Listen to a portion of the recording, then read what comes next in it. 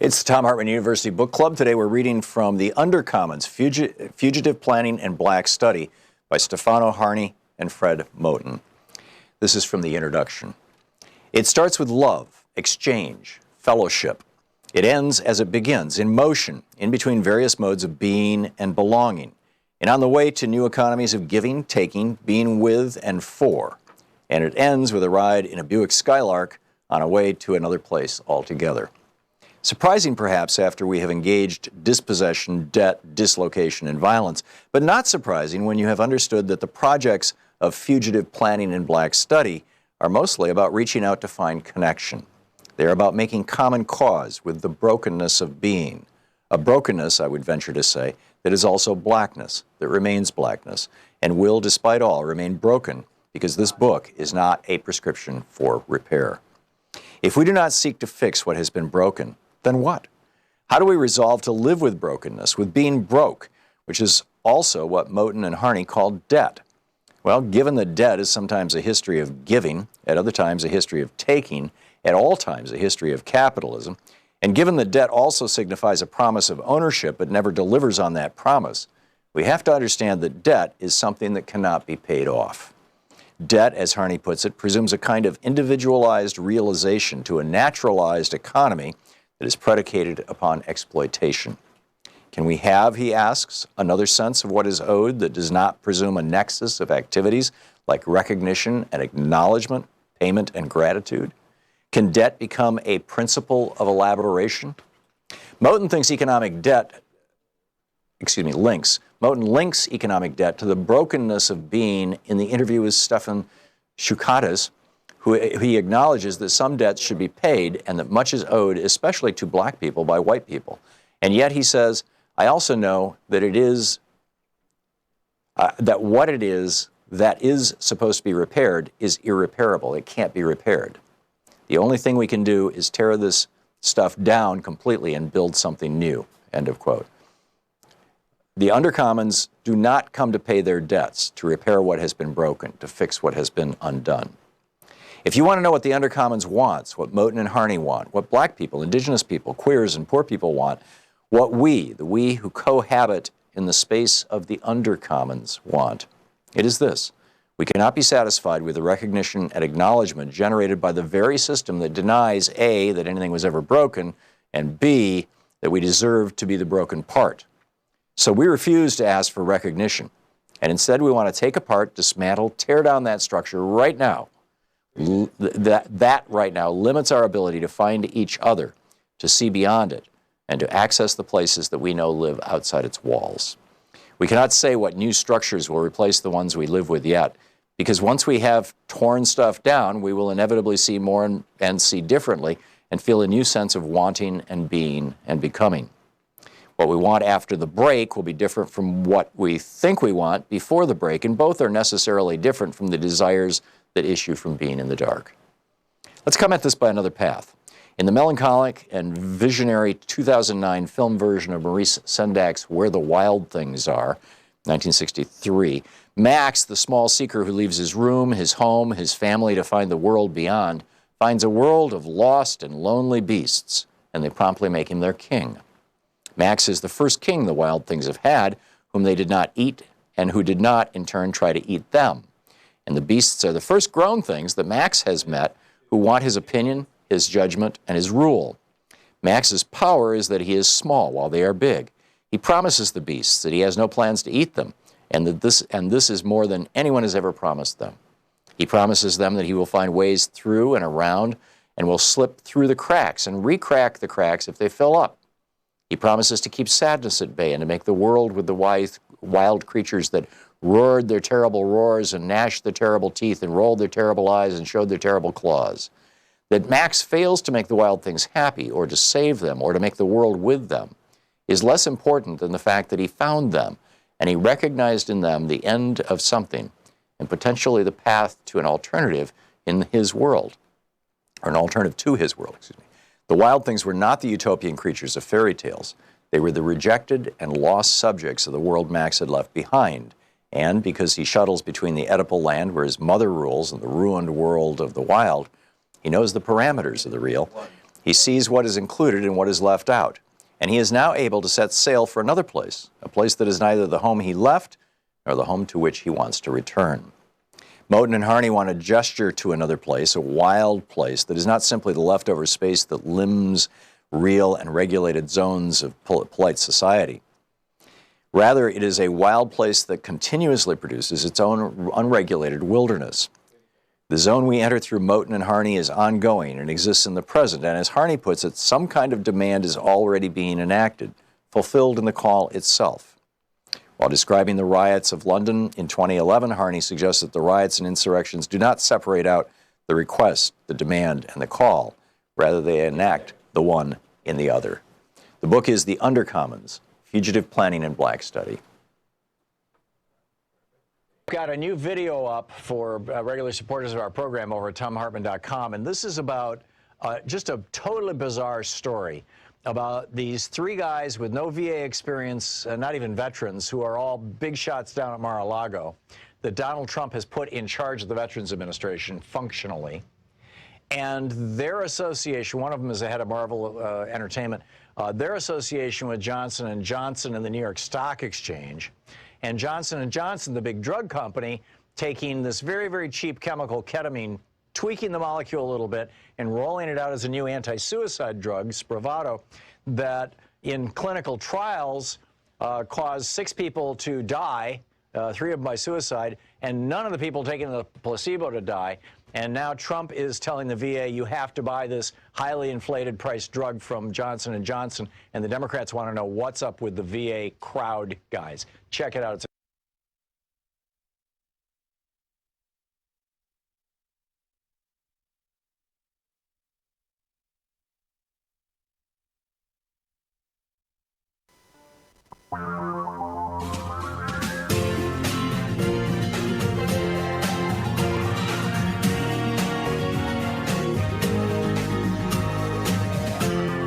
This is the Thom Hartmann Program. Hey, happy Friday, TGIF, Shabbat Shalom, Juma Mubarak, whatever it may be for you.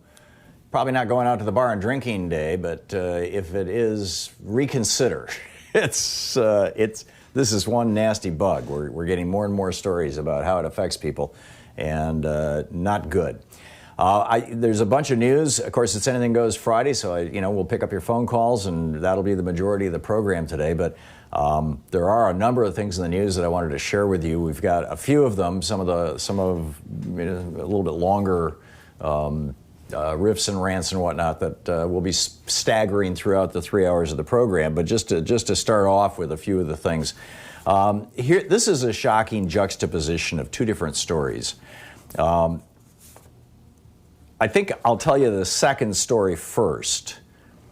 So it turns out that, and this is from, let's see, where did this post come from?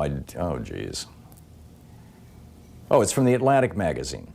Medical workers are supposed to be using N95 masks, but as we know, all you have to do is turn on the TV all over the country. You've got nurses and doctors and surgeons and everything, like sewing masks with stuff that they bought at Michael's or Target. But Immigration and Customs Enforcement officers, meanwhile, have access to N95 masks as they apprehend immigrants during a national pandemic. Apparently, the masks, the N95 masks, the ones that doctors use, the ones that nurses should be using, the ones that people who are, giving these tests at the very least should be using.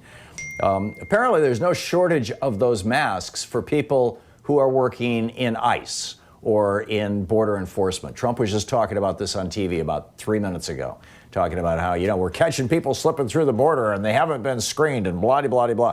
Well, apparently ICE has all the supplies they want. How are they getting them? Well, this may be the answer. And I don't have proof that there's a connection between the two, but I saw these two stories in two different places. This was in the Atlantic, and this one, the one I'm sharing with you now, is from Bloomberg. At the same time, these stories both popped up last night.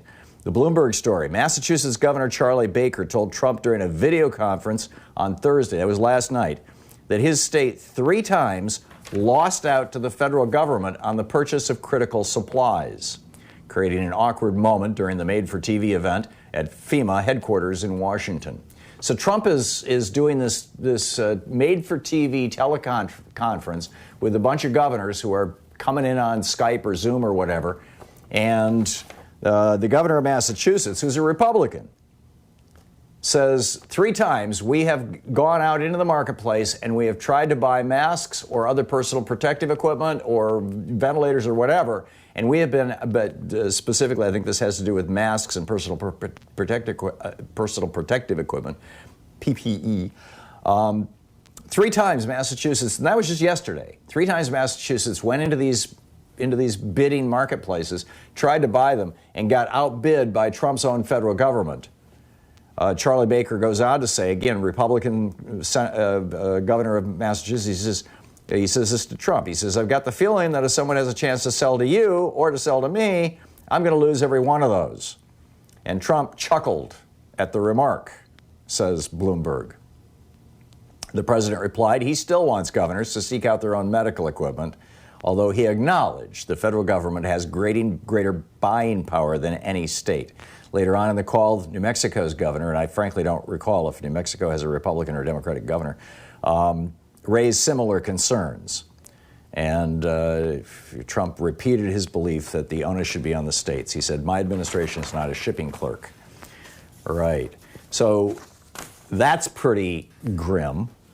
Secondly, while Richard Burr, this was all over NPR this morning. I was listening this morning, and they were recapping this story. You know, a couple of days ago, they were talking about how Richard Burr had met with a whole bunch of high-dollar donors and told them this is going to be like the flu pandemic of 1918. This was weeks ago. Now it comes out that at the same time he was telling them that in private, he was unloading stock like there's no tomorrow. He sold up to $1.5 million worth of stock. And it turns out Georgia Republican Kelly Loeffler did the same thing. She dumped millions in stock. And oddly enough, she's saying, well, that's just a coincidence, except 2 of her 29 transactions were actually purchases. And one of those purchases was Citrix, which is the company that makes and sells Go to My PC, Go to My Meeting, Go to My, they used to be an advertiser on the show. They've got all these programs for working from home. And by the way, Kelly Loeffler's husband is the president of the New York Stock Exchange. Now, are you curious if he was dumping stocks? Keep in mind, this was weeks before the market crashed. This was 2 weeks before the market crashed. And then we find out that there's a 3rd Republican senator, and maybe a 4th, Senator Ron Johnson, who just this week was saying, this was on Tuesday, he's the Republican senator from Wisconsin. These are all Republican senators. Says the flip side of this the vast majority of people who get the coronavirus do survive. That means 97 and 99% will get through this, develop immunities, and will be able to move beyond this. We don't shut down our economy because tens of thousands of people die on the highways. It's a risk we accept so we can move about. We don't shut down our economies because tens of thousands of people die from the common flu. Getting coronavirus is not a death sentence except for maybe 3.4% of our population. Well, let's see. 330 million people, let's say, let's be conservative and say less than 2/3 of us get it. Let's say it's only 200 million people. What's 3.4% of 200 million? If I'm doing the math right, that's 6.8 million people. That's like 3 times all the people who've died in all our wars. But, Ron Johnson says it's just fine. But it turns out that he was unloading stock too. So he's talking out of both sides of his mouth. And then there's also some suggestions that Senator Perdue out of Georgia was also unloading stock. Now, Dianne Feinstein has put all of her investments in a blind trust. So she does not talk to the trustee. They don't talk to her. She has no control over it. The headline over on Fox News' website that I saw last night, about the same time that these stories were breaking, was Senator Feinstein and 3 other senators unloading stock during the crisis. Well, Feinstein's blind trust has to file these reports for the federal government showing what they bought and sold. And yeah, they sold some stock. But it is a virtual certainty that Feinstein had nothing to do with that because their stuff is in a blind trust. These other all these Republican senators did not put their assets in a blind trust. Instead, they're buying and selling themselves, apparently on insider information. Meanwhile, we're seeing the Republican stimulus plan, the one that Mitch McConnell has been working out with with the other 52 Republicans in the Senate. And we just saw the first peek of it last night. Richard Trumka says, the president of the AFL-CIO, he says the Senate GOP package is an utter disgrace. It gives free money to corporations. It ignores the health crisis. It does nothing to keep people working or to help the unemployed. And he says that the labor movement is going to oppose it. Daniel Hemmel, who is at the University of Chicago Law School, said, I don't know how else to describe this, but wantonly wicked. The poorest get zero. Low-income households get half of what middle-income households get, and kids count 40% of an adult. So, and Chuck Schumer has come out and said, this looks like a bailout for the rich. This doesn't look like the kind of thing that we would be in favor of. And so, get ready. The right-wing billionaires fully own the Republican Party, including all the Republicans in the Senate, with the possible exception of Mitt Romney, because he's one of them. But expect to see, basically the platform that David Koch ran for president on back in 1980 still be the marching orders that the Republican Party has, which is deregulate everything, privatize everything, walk away from everything. It's what Andrew Mellon tried to do when the market crashed in 1929, and he was Herbert Hoover's Secretary of the Treasury. He said, liquidate everything. Just, what's good, only what's good will be left. Right. Meanwhile, Norway's prime minister held a press conference with kids. This is the Thom Hartmann Program. And I'll tell you about that. Actually, we can get into this stuff in the next hour. I've got testing stuff and crazy pastors and all kinds of stories. But it's Anything Goes Friday. We'll pick up your calls.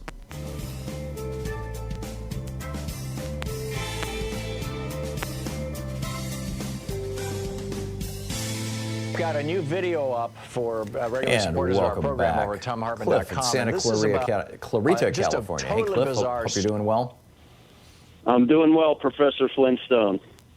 Yeah, thank you. What's up? Sorry, I'm a smart aleck. It's good. First of all, Tom, I agree with you 100% in reference to that correspondence dinner where Obama humiliated Trump. He is still seething from that. He's so thin-skinned. And I really think it's the motivation for a lot of the things that he's done. I really do. I agree. Like I said, I was there in the room, and you could just tell this. He would have, if he had a gun, he would have shot him. I mean, if he could have, he thought he could get away with it. He just looked so pissed off. I mean, it was unbelievable. I believe that. A quick update: L.A. County, over 4 million people as of Wednesday, according to the KNX radio report. There were 150 available ICU beds for L.A. County. Right. Wow. It's insane. It really is. The real reason I'm calling, Tom, is March 9th on Democracy Now!, Amy had Craig Whitlock on. He's an investigative reporter from the Washington Post, and he's the one that dug deep for years getting all that information, the Afghan papers, massive documents. And so what he was reporting on the opium front, since 2001, we've spent $8 billion trying to tackle that opium problem. And in the last few years, they've had record crops, productions through the roof. So there's $8 billion completely wasted. And as far as the war goes, I think he did say that we've spent more money trying to rebuild and reconstruct Afghanistan than we did for the Marshall Plan, rebuilding Europe, and he said that includes inflation. If that's even believable, it's how. Yeah, it is believable. It is believable because the Marshall Plan was very targeted. It was designed to help these countries develop their own industries rather than paying American contractors to go over and do it for them. So it does make a lot of sense.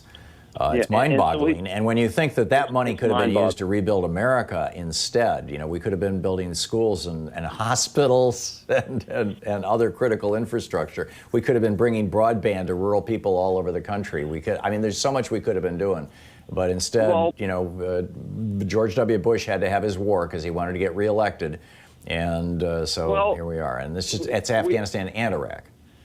We know the game, Tom. It's the more important thing was profits for the war machine. The defense contractors and weapons manufacturers. But he was saying that after the surge, Obama put 100,000 troops into Afghanistan. That was the big surge.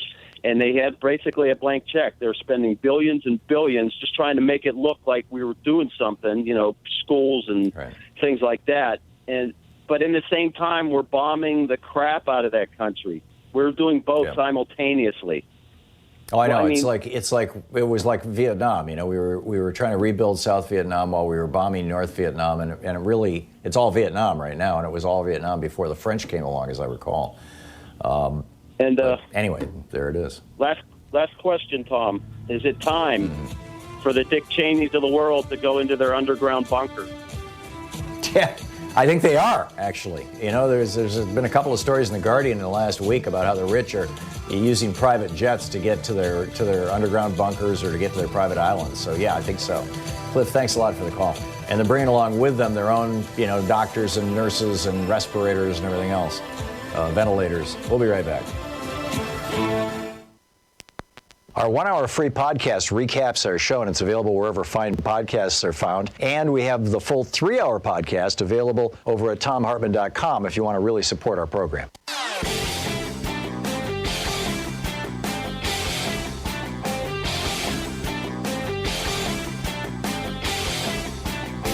Got a new video up for regular supporters of our program over at thomhartmann.com, and this is about just a totally bizarre story about these 3 guys with no VA experience, not even veterans, who are all big shots down at Mar-a-Lago, that Donald Trump has put in charge of the Veterans Administration functionally. And their association, one of them is the head of Marvel Entertainment, their association with Johnson & Johnson and the New York Stock Exchange, and Johnson & Johnson, the big drug company, taking this very, very cheap chemical, ketamine, tweaking the molecule a little bit and rolling it out as a new anti-suicide drug, Spravato, that in clinical trials caused 6 people to die, 3 of them by suicide, and none of the people taking the placebo to die. And now Trump is telling the VA, you have to buy this highly inflated price drug from Johnson & Johnson, and the Democrats want to know what's up with the VA crowd guys. Check it out. It's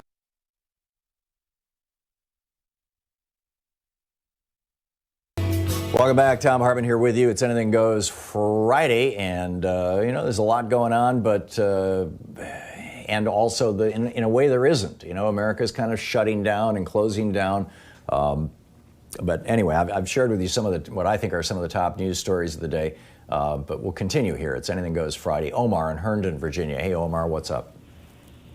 Tom, thank you so much for taking my call. Sure. What's on your mind? Thank you. Tom, my advice to everybody who is bunkered down is just to read your book, War on Voting, and basically get an understanding how the previous election was stolen from us, and that election has consequences, and hopefully they will be energized for the next 2020 to vote Trump out. But also, Tom, I think these senators are the one who are responsible for crashing the market. I mean, if they got this information and dump everything, they're responsible. Well, I doubt that they owned enough stuff to actually, change the market. It's like they just didn't. They didn't own enough stuff. But it is immoral what they did, and it may well be illegal. And, we'll find out as these stories get more and more widely spread. But, in order to affect a stock market, you've got to move $1 trillion worth of money. These guys are moving $1 million, But even that if they share information for some of their people, even if they share information with other people, and everybody has. Well, that's more of a possibility. I mean, Kelly Loeffler's Senator Loeffler's husband is the president of the New York Stock Exchange, so that's a juicy little bit of inside info. But I think that what's driving the market right now is 2 things, Omar. Mm-hmm. Number one, it's the oil crash. The oil price crash, that was really the thing that tipped everything. And then secondly, of course, the coronavirus epidemic. And the coronavirus is going to have the long-term impact on this. The oil thing, you're going to start seeing mass bankruptcies across the oil patch. All these small companies that started to frack in every single state, they're all going to be going bankrupt. And so, when that became obvious, that was when the markets started going down, led by oil stocks. But then, we realized that they're not the only ones going to be going bankrupt. Basically, every small business in America is going to be in trouble, or at least all the ones that deal with the public. It's because we've converted ourselves from a manufacturing economy into a service economy, and even worse, they don't have protections. Omar, I got to move along, but thank you for the call. And I wanted to just add, there are some really good proposals, even while Mitch McConnell is just throwing, BS and nonsense at the American people with the Senate deal. There's some really good stuff. Maxine Waters has a really good proposal coming out of the House. I'll be telling you about that in the next hour. Bill in Albany, Georgia. Hey, Bill, what's on your mind? Hey, thanks, Tom. Me and my mom both had the virus. I was tested for, they only had the test at the time for the flu and the strep throat, and I came out negative on that. But I've been sick with the cough, fever, and everything. They have tests now, but now they're saying that me and my mom's 90 years old. She has diabetes and on the respirator. I mean, she's on oxygen. I'm 61 and disabled vet, and have many health problems. But we don't meet the criteria with the cough, the fever, and everything else to take a test right now, which I don't understand. So you think you have the virus? You don't know that you have the virus, right? I'm pretty darn sure. Because there is a nasty cold going around. My daughter had the same symptoms as Louise and I did for about 3 weeks. It was just, it was just in our bronchus, just in the tubes that go to your lungs, the bronchial tubes. And you're just constantly coughing up a little bit of phlegm and constantly coughing and feeling like crap, and fevers come and go. We had those symptoms for a couple of weeks, and our daughter got herself tested. She's a nurse practitioner. She got herself tested, and it was flu A. And so that's not coronavirus, and that's going all over the country. I was tested for flu. Oh, you were negative for the flu. Okay, well, right. See, that's a problem. You need to get yourself tested, Bill. But this stuff is. Here are the symptoms. Go ahead. Well, no, it's just that I can't. They won't test me because they said I don't meet the criteria. Right. Well, the bottom line is they won't test you because they don't have enough test kits. And that's why the criteria is so tight. That's happening here in Oregon right now too. But this was published in the New York Post and the Daily Mail, so it's all over the place. Rosemary Misdery wrote this article, "Coronavirus Patient on Hellish Ordeal. I was screaming for mercy and praying to God." I mean, this is what it actually feels like. It started out as a tickle in his throat, but by the next morning it felt like the worst flu ever. He's 55 years old. One of the doctors had tears in his eyes when Harris asked if he would live. He says within a couple of days, he felt like he couldn't clear his throat. He couldn't stop coughing. By the next day, he had a fever and headaches. But the worst part was the body aches. On a scale of 1 to 10, he said the pain was 15. The pain is off the charts. Everything hurts, nose, toes, ears. I was one big ball of pain. He said he cried like a little girl when he moved from his bed to a nearby chair. He said, imagine your lungs turning solid. It's like suffocating without holding your nose. This guy, by the way, owns an auto body shop and runs 5 miles a day. He said, every time I lay down, my breathing gets lower and lower. I thought my lungs would fail me. I was screaming for mercy and praying to God. By the time Harris made it to the hospital, it was taking him an hour to move 50 feet to his bathroom. He had to stop twice, lay on the floor, and catch his breath before reaching the door. So they got him in a hospital. They gave him a cocktail of vitamins, including lots of vitamin C and cough medicine and the malaria drug and antibiotics and an experimental antiviral drug, and he finally made it through, but it took 2 weeks before his fever broke. That's how nasty this is, Bill. So probably you don't have it, but check try to get tested. To the Thom Hartmann Program. Call 202-808-9925. I say try to get tested. It sounds glib. We're just, because of the incompetence of this administration, we're just going to have to wait a few weeks. Tragic.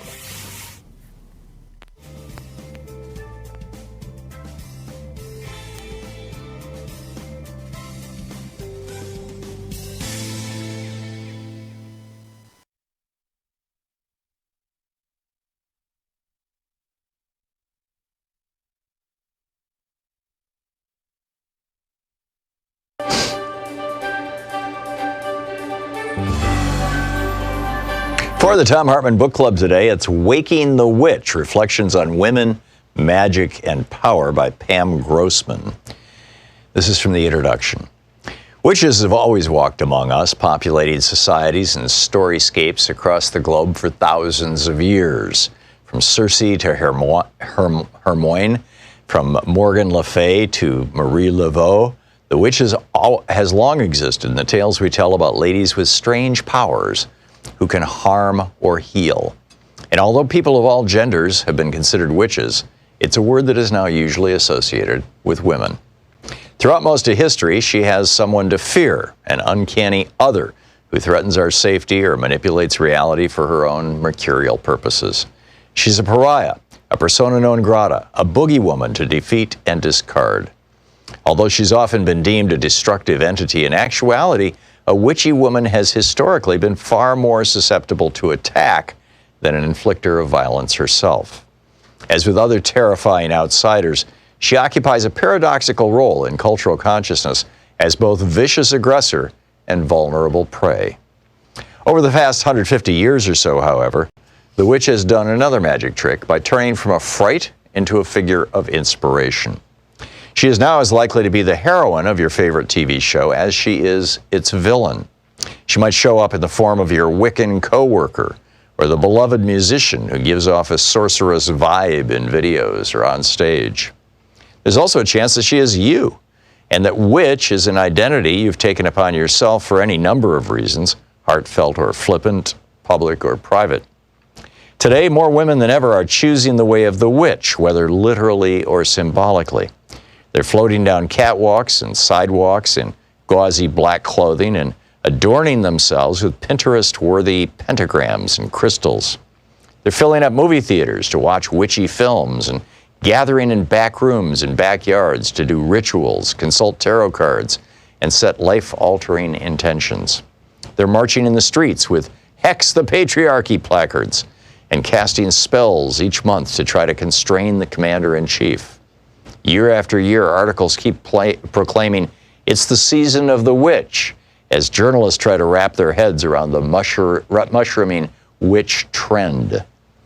And all of this begs the question, why? Why do witches matter? Why are they seemingly everywhere right now? What exactly are they? And why the hell won't they go away? I get asked such things over and over, and you would think that after a lifetime of studying and writing about witches, as well as hosting a witch-themed podcast and being a practitioner of witchcraft myself, my answers would be succinct. In fact, I find that the more I work with the witch, the more complex she becomes. Hers is a slippery spirit. Try to pin her down and she'll only recede further into the dark, deep wood. I do know this for sure, though. Show me your witches, and I'll show you your feelings about women. The fact that the resurgence of feminism and the popularity of the witch are ascending at the same time is no coincidence. The two are reflections of each other. That said, this current witch wave is nothing new. I was a teen in the 1990s, the decade that brought us such pop culture as Buffy the Vampire Slayer, Charmed, and The Craft. Not to mention riot girls and third-wave feminists who taught me that female power could come in a variety of colors and sexualities. I learned that women could lead a revolution while wearing lipstick and combat boots, and sometimes even a cloak. But my own witchly awakening came at an even earlier age. Morganville, New Jersey, where I was raised, was a solidly suburban town, but it retained enough natural land features back then to still feel a little bit scruffy in spots. We had a small patch of woods in our backyard that abutted a horse farm, and the two were separated by a wisp of running water that we could cross via a plank of wood. When we were little, my older sister Emily and I would sometimes venture to the other side where we could feed the horses, an act that still scares me to this day, and pick fistfuls of clover. But the majority of our time was spent on our side of the stream, threading ourselves through the thicket of trees that served as our personal forest. In one corner of the yard, a giant puddle would form whenever it rained, surrounded by a border of ferns. We called this spot our magical place. That it would vanish and then reappear only added to its mystery. It was a portal to the unknown. These woods are where I first remember doing magic, entering that state of deep play where imaginative action becomes reality. I would spend hours out there creating rituals with rocks and sticks, drawing secret symbols in the dirt, losing all track of time. It was a space that felt holy and wild, yet still strangely safe. As we age, we're supposed to stop filling our heads with such nonsense. Unicorns are to be traded in for Barbie dolls, though both are mythical creatures to be sure. We lose our tooth fairies, walk away from our wizards. Dragons get slain on the altar of our youth. Most kids grow out of their magic phase. I grew further into mine. My grandma Trudy was a librarian at the West Long Branch Library, which meant I got to spend many a long afternoon lurking between the 001.9 and 135 Dewey Decimal sections, reading about Bigfoot and dream interpretation in Nostradamus. Waking the Witch by Pam Grossman. I need one to pick up.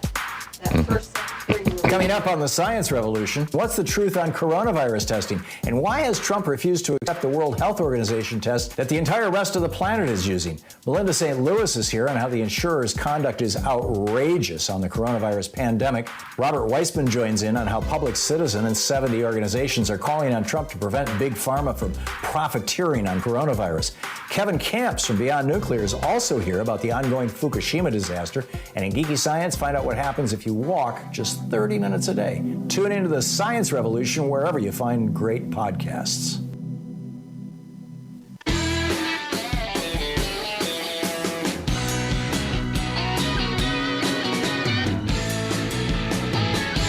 Welcome back. Anything Goes Friday here on the Thom Hartmann Program.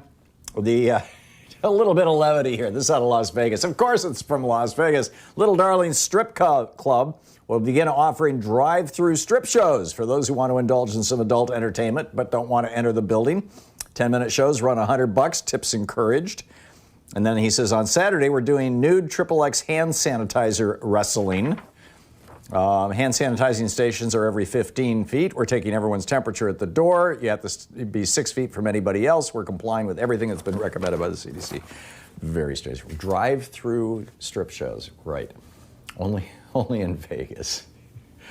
Oh man, Robert in Ocean Park, Washington. Hey, Robert, what's on your mind today? Hi, Tom. I think self-isolators can benefit and deal with the stresses of coronavirus by reading more. For example, Maya Angelou's Caged Bird, or Ray Bradbury's Dandelion Wine, The Wizard of Oz, Mark Twain, anything by Mark Twain, or Mike Royko's collected columns, or your book, Walking Your Blues Away. I think they can benefit a great deal by doing that. Well, thank you, Robert. I think that's a great suggestion, and in fact, maybe we should start some sort of I do this book club thing on our, during the breaks. People listening on our commercial stations don't hear them, but we play just little readings, I guess, from books during it, and it's not a super high energy thing, but it's there. But we could extend that, the Thom Hartmann Book Club, to basically say, what do you recommend? What are you reading? Or for that matter, what are you watching? Yeah. Louise and I have been binge watching on Netflix Outlander. That's a good idea. It's getting interesting. Even though libraries are closed now, they can access a lot of essays and book sections through the internet, or trading books carefully with their friends. Yeah, and there's a lot of stuff that's available online, and a lot of it is online available for free. So, yeah, I'm with you. Robert, thank you for the call. Jeff in San Francisco. Hey, Jeff, what's up? I'm just kind of to the point where I think we're like in 1860s when the Republican Party was started. I think it's about that time. And Lee Camp. You mean for a new political party? Yeah, take Bernie and all the millennials and Gen Zs, everybody over to the Green Party or some new party, because it's just ridiculous, yeah. Tom. I mean, I get what you're saying, Jeff, and I'm going to let you go here because I just, this is not a road I want to go down. Now is not the time to do it. B, we didn't just end the Civil War, or we aren't just about to start one, hopefully. But C, instead of encouraging people to abandon the Democratic Party, which I think is stupid, and you saw what Jill Stein did to the Green Party. Instead of telling people to abandon the Democratic Party, as you just did, what I'm telling people is get inside it and take it over. In 2008, when Barack Obama was elected, by 2009, late 2009, the right-wing billionaires had funded this thing. They resurrected this thing that they had created back in the late 1980s. It had been put together by the big tobacco companies first. It was called the Tea Party, and it was going to be a movement a smokers' rights movement. How dare you tell me I can't smoke in this restaurant? That's what they started in the 1980s. They called it the Tea Party. They got the trademarks and all this kind of stuff. They got joined in 2008 by the oil industry, the fossil fuel industry, and the fossil fuel billionaires, the Kochs and their buddies. And they started this thing, and they rebooted it. And they started doing these, and I was sharing these things with you on the air back in 2009, 2010. Those of you who've been listening or watching this program long enough know what I'm talking about.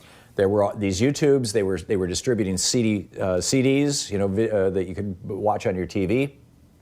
Keep in mind this was a decade ago, and they had pamphlets and booklets and things. And basically, what they were saying was the most powerful political position in America is not president or senator or member of the House of Representatives. The most powerful political position in America is precinct committee person. And only they all said committee man or something like that. But let's degenderize it. Precinct committee person. And the reason why is because the precinct committee people write the platform. They determine who are going to be the people who are in the primary. And they choose if a member of Congress says that they're resigning before their term is out, or if they die or something like that, they choose the replacement. The precinct committee people are insanely important. And so, what they did with these videos that they were distributing is they said to the Tea Partiers, get inside the Republican Party and become the precinct committee people. And as a result of this single effort that just had a few $1 million behind it back in 2009, in late 2009, they were able to so completely take over the Republican Party that by 2010, in the election of 2010, that midterm where Obama said we got shellacked, what he got shellacked by was the Tea Party inside the Republican Party. And now you've got the Republican Party basically owned by the Tea Party. And Trump, it's not even called the Tea Party anymore. It's just become part of the institutional Republican Party. So the right-wing billionaires completed their takeover of the GOP. It's time for us to complete our takeover. We're about 40% of the Democratic Party, our members of Congress who are members of the Congressional Progressive Caucus. They've got about 100 members. So it's about 40%. So, we need to push that to 60 or 70 or 80%, and eventually, in my mind, to 100%. And the way you do that is not by leaving the party and starting another one or joining the Green Party or something. The way you do that is get inside the Democratic Party. And the two easiest ways to do it are, number one, if you're inclined to actually, roll your shirt sleeves up once a month and participate in a virtual meeting. Back just 3 months ago, these were in-person meetings. But if it's typically a one day a month thing or a one night a month thing, if you're willing to do that, run for precinct committee person with your local Democratic Party. And if you don't have that kind of time, at least show up with your local Democratic Party. Go to their meetings when we have meetings again. If they're doing virtual meetings, participate in those. Get on their mailing lists. We need to. Here's this $1 billion corporation. It's a nonprofit corporation, but it's literally a multi-billion-dollar corporation called the Democratic Party. And anybody can walk in and take it over if they just show up with a large enough number of people. And that's what happened to the Republican Party. You and I need to make it happen to the Democratic Party. So, end of rant. Danita in Bremerton, Washington. Hey, Danita, what's up? Hi, Tom. Yes, I was in the military. I was a corpsman. And we were tested for, when we go into the military, we're tested for G6PD deficiency. It's glucose 6-phosphatase dehydrogenase. I'm sorry, it's a long name. But what it is a deficiency that is most common enzyme deficiency in humans. And it affects 400 million people worldwide. And the reason why they test us in the military is because we cannot take quinines. We cannot take malaria treatments. And there's potential that we might be, we may be able to have malaria and survive, but certain types of malaria, if we're affected, we cannot take quinine. So this drug that Trump was promoting yesterday Donald would Trump, kill somebody with that deficiency. Could seriously kill somebody, because what happens is it is a red blood deficiency that it can cause the lining of your red blood cells to burst. And so when people are stressed with disease or immunosufficiency,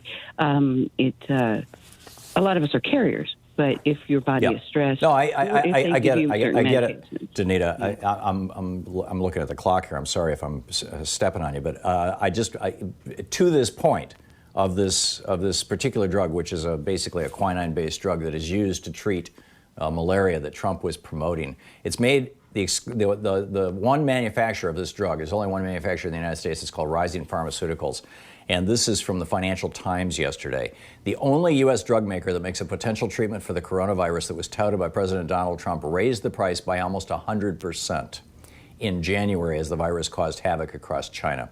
Rising Pharmaceuticals, increased the price of chloroquine, the anti-malarial, on January 23rd. And that was as it was starting to become apparent that this drug was spreading around the world. And that, as I believe that was around the time that the first studies were coming out of China showing that they were actually using chloroquine with some success. Rising said the price rise was coincidental. And they restored the old price once they realized that the drug might be in demand because of the outbreak. But the Financial Times notes the reversal of the price lift has not yet shown through in the data. In other words, they're saying they lowered the price, but if you are a pharmacy or whatever and you're trying to buy it, you're still seeing the old numbers. In December, by the way, in December 2019, Rising Pharmaceuticals admitted price fixing in a case in Pennsylvania and admitted to pay $3 million in fines. And the company didn't respond. But Danita, thank you for the information. That's fascinating. So there's hundreds of millions of people around the world who, if they took this drug, the drug would kill them instead of the coronavirus. Brilliant. We'll be right back. It's 45 minutes past the hour. You're listening to Thom Hartmann. Visit thomhartmann.com for audio and video archives. We'll be back with more of your calls and the news of the day right after this.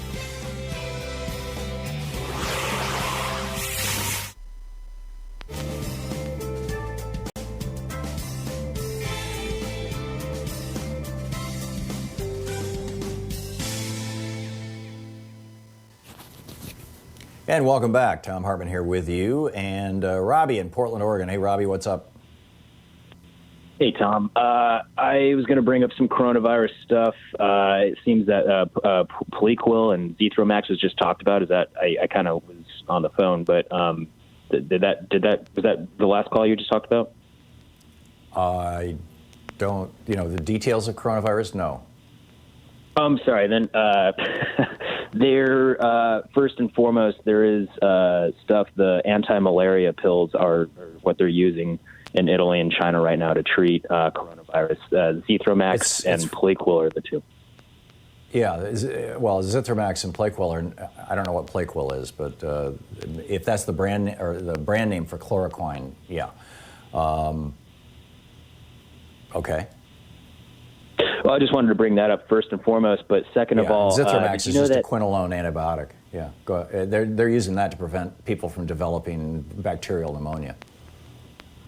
Okay, yeah. So it's there's those stuff that they're having, but I wanted to bring that up before I brought up this, which is I'm pretty positive this is a bioweapon, and if I can lay out my points here, Robbie, yeah. that meme has been coming out of these meme factories, these young people in the former Soviet republics who are literally just making stories up as clickbait to put on their websites and then propagating them across Facebook. They create really credible sounding organizations, really credible sounding websites. When China released the DNA on this, the entire scientific world has looked at this. I encourage you to go to like science.org, the American Academy of, or the American Association for the Advancement of Science, the AAAS's website, or Nature, Nature Journal. You'll find the studies on this. This is a virus that has existed in a mammalian animal, specifically a bat, for at least 1,000 years. There is no evidence of it being bioengineered. That is a story. The bioengineered stories are stories that are now being promoted. They've been promoted for a while on right-wing websites. Oh, it came out of a weapons lab in Wuhan, China. That was the first iteration of them. The second iteration that the Chinese government actually helped promote, or at least a couple of officials in the Chinese government helped promote, and is now making its rounds in China, is that it came out of a U.S. biolab in Fort Detrick. None of this is true.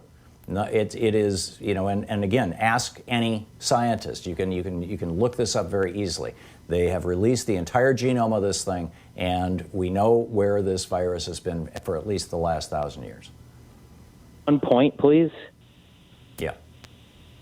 I've tweeted you the information that in 2007 they were actually developing this SARS-like virus from the horseshoe bat. They mixed it with HIV. They were doing it in 2007. There's no evidence that this is what caused this outbreak, but they did it in 2007. I just tweeted you the research paper. Oh, they're doing vicious work. In the United States, China, Russia, the advanced countries around the world for decades have been doing vicious work on bioweapons. They developed the most nasty bioweapons they can come up. I just tweeted you the evidence about what this is. Yeah, I got it, Robbie. I got it. I can't look at a tweet while I'm on the phone, but I'll go check it out. I'm not saying that no labs are developing really nasty bioweapons that may even be something like what you're describing. They do that in order to try to then come up with cures for those bioweapons so that they can immunize their own soldiers if they're going to fight a biological war. It's insane, I know, but it's been going on for 50 years or longer. It's probably been going on for 100 years. But this particular coronavirus came from bats. And not China, bats. We'll be back.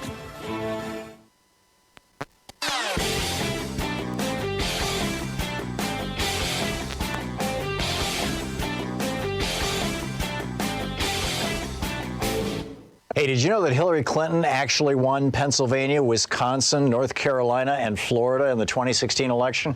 It's on page 92 of my new book, The Hidden History of the War on Voting.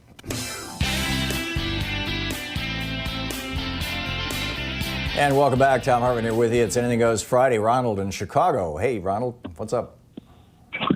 Good afternoon. Hello, Thom. How are you today? I am great, but I'll get better. What's on your mind? I'm not, watching the news conference. It sometimes makes my blood boil.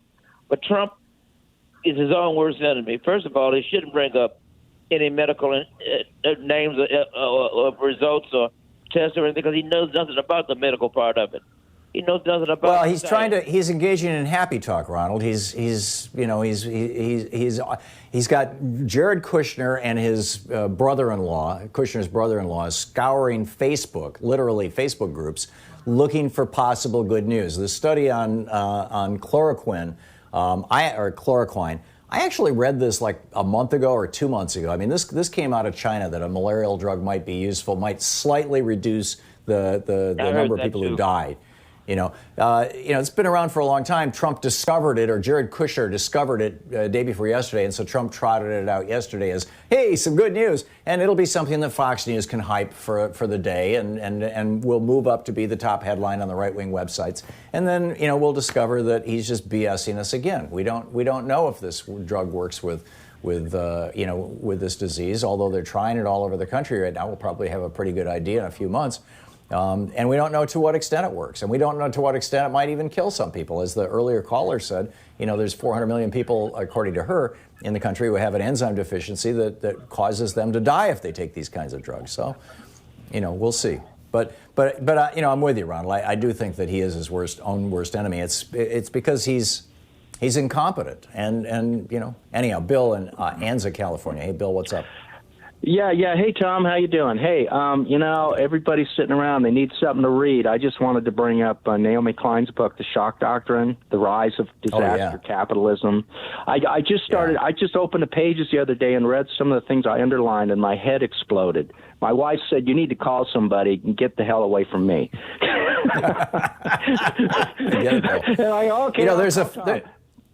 There's a flip side to the shock doctrine, and Naomi Klein actually put a video out that you could see over at theintercept.com a couple of days ago, laying out that flip side. And that flip side was the essence of a book that I wrote back in 2012, 2013 called The Crash of 2016, which is no longer in print, but it's still floating around.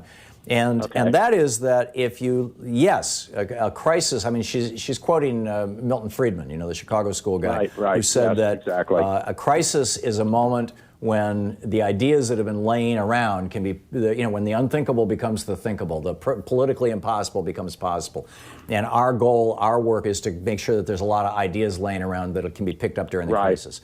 Well, what you find is that when the crisis of 1770 happened, there was an economic crisis that was so bad that in 1773, the British gave a multi-million-dollar tax rebate to the East India Company and all their tea, which led to the Boston Tea Party. That crisis led to the American Revolution, which was a progressive leap forward, right? And then the crisis of the Southern oligarchs rising up and converting the South from a democracy into a brutal oligarchy, that hit its peak in 1860, and that, the response to that was Abraham Lincoln and abolition, the end of slavery. So that was, another positive leap forward. In 1929, you had a crisis of the stock market crash that led to the Great Depression. What came out of that? This explosion in social programs that Franklin Roosevelt did, Social Security, long-term unemployment, all these things. In the 1960s, when Jack Kennedy was killed, Martin Luther King was killed, and then finally Bobby Kennedy was killed tragically during that 4-year period there from 63 to 67.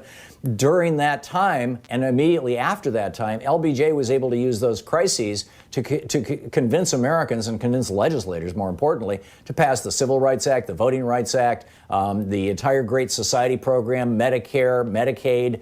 All these things came out of this crisis. So, Naomi Klein in her book Disaster Capitalism is absolutely right. They look for crises. But the big crises have always turned America progressive. So in a way, disaster capitalism could be a positive prescription for us, because that's what we're seeing right now. You're seeing Republicans signing on to helicopter money. Yeah, right. Yeah, just so you know, I got Screwed, Cracking the Code, Howard Zinn's The People's History of the United States, and Naomi Klein's books together. Wow, that's quite a collection. Well, I think you'll. Anyway, I hope you'll enjoy them all. But I just wanted to give you some. As you're reading Naomi Klein's book, keep in mind that this disaster capitalism thing, or exploiting disasters, that cuts two ways, and we can use that to our advantage. Bill, I got to move along, but thank you for the call. Marcia in Winter Park, Florida. Hey, Marcia, thanks for watching us on YouTube. What's up? Hi. Well, there were two things, and one of them relates to what the last caller had said. It's about the reset on politically of what these kind of crises can do. And my biggest fear is because of as Michael Brooks says, the political malpractice of the Democrats of allowing themselves to be outflanked on the left. And Trump ran to the left of Hillary Clinton is the lesson of 2016 that I think many people in the Democratic Party have not yet figured out. Yeah, well, and they're handing out checks. That makes everybody happy. It's what George Bush did in whatever year. Oh, let's throw a bone here. Or 2002, early 2002, yeah. Yeah, it makes everybody a little happy. But the other thing was, just generally, we're all sitting home, and that the news from Wuhan about the change in air quality as a result of the shutdown there, and I think it was, 3 months in that one area. Yeah, the planet's atmosphere is healing a little bit. It's amazing. Yeah, well, that's the thing. There's there's going to be a reset on all kinds of things. Economy, we don't know what the cultural things are going to be. We don't know what the political reset is going to be. But I was just wondering what your thoughts, and maybe some of the callers, of how they see the reset on. Yeah, I think it's going to be dramatic. I think that Jared Kushner with his 666 Fifth Avenue is going to be in deep trouble, because I think that probably 10 or 15% of all the commercial real estate in this country, office building real estate, is going to remain unused. Because people have figured out that they can work from home just fine, thank you very much. Why even have an office? Everybody's going to be going virtual as a starting point, Marcia. Thanks a lot for the call. We'll be right back. You're listening to Thom Hartmann.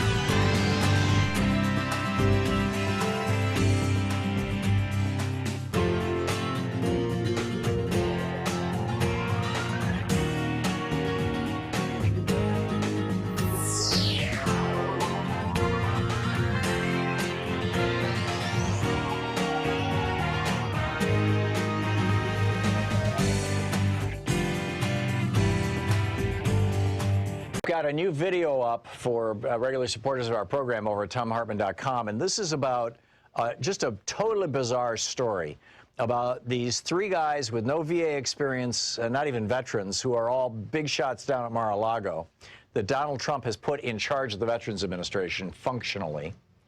And their association, one of them is the head of Marvel Entertainment, their association with Johnson & Johnson and the New York Stock Exchange, and Johnson & Johnson, the big drug company, taking this very, very cheap chemical, ketamine, tweaking the molecule a little bit, and rolling it out as a new anti-suicide drug, Spravato, that in clinical trials caused 6 people to die, 3 of them by suicide, and none of the people taking the placebo to die.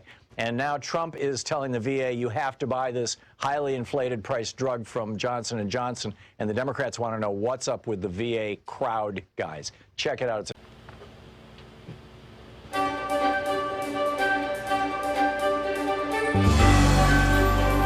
Our book today in the Thom Hartmann Book Club is by N.B. Turner. It's titled, Is China an Imperialist Country? And it's from a relatively Marxist point of view. I think you'll find it fascinating. This is from the introduction. It has long been known and understood that the entire world has been under the control of capitalist imperialism. For a time, a section of this world broke from it, beginning with the victory of socialism in Russia and continuing through the Chinese Revolution, constituting a socialist world. Yet in time, the socialist countries, through internal class struggles in politics and economics, were seized by capitalist conciliators and advocates, and then by capitalists themselves, who were largely within the ruling communist parties themselves. First in Russia and later in China, when these counter-revolutions and coups took place, there ensued a period of entry and integration into the world imperialist system. The Soviet Union, at first under the existing signboard of socialism, continued much of its established national and economic power relations into a new socialist imperialist bloc, socialist in name, imperialist in reality. The Russian capitalist imperialist attempt to maintain this bloc, or important sections of what had been part of this bloc and its historic allies, has continued in the years since the socialist signboard was discarded. In China, the defeat of the proletariat and the capitalist capture of state power after the death of the great revolutionary Mao Zedong have also led to a period of integration into the world imperialist system. China still operates under a socialist signboard, but has conducted itself unambiguously as a capitalist power. Before the last decade, especially since the demise of the socialist bloc, the U.S. was commonly seen as the sole superpower to which all other powers had to defer. The system which the U.S. had designed at the end of World War II was global in scope and to some more democratic in appearance than the old colonial empires. But it was built around the elitist privilege of power and authority, meaning the U.S. as superpower was at the centerpiece of the controls.